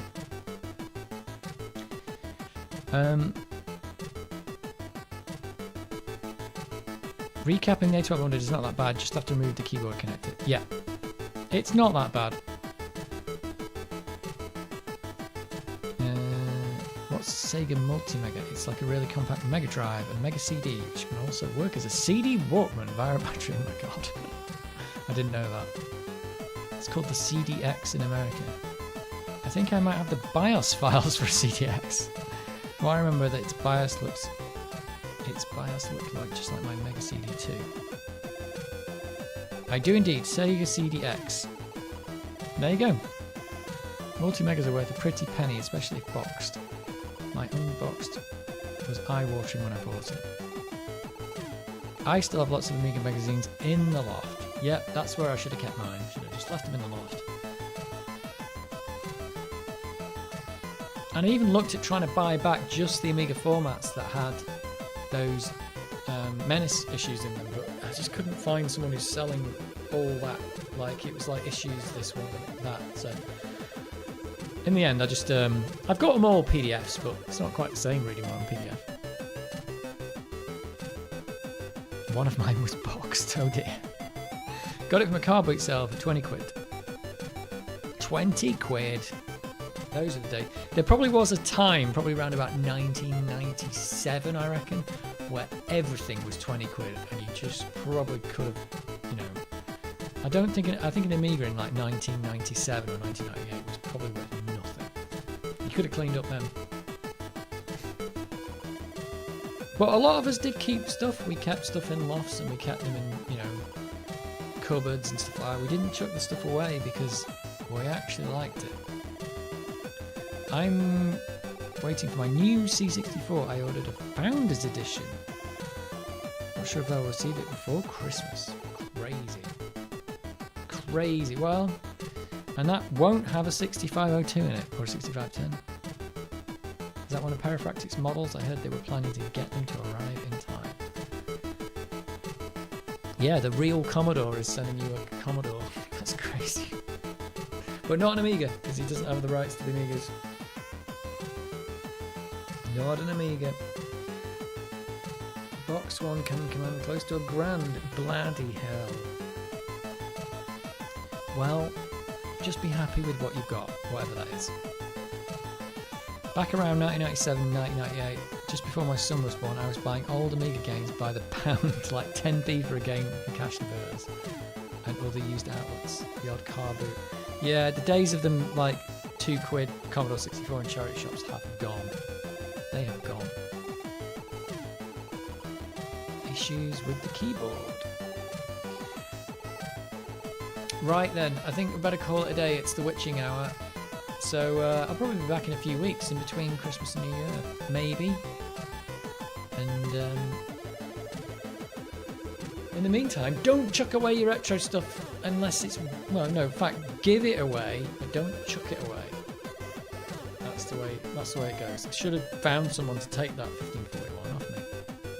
That was probably in around, when did I trash that? I bet you that was like 10 years ago, maybe? No, it's probably old. It's probably before that. Maybe more than 10 years ago. Don't know.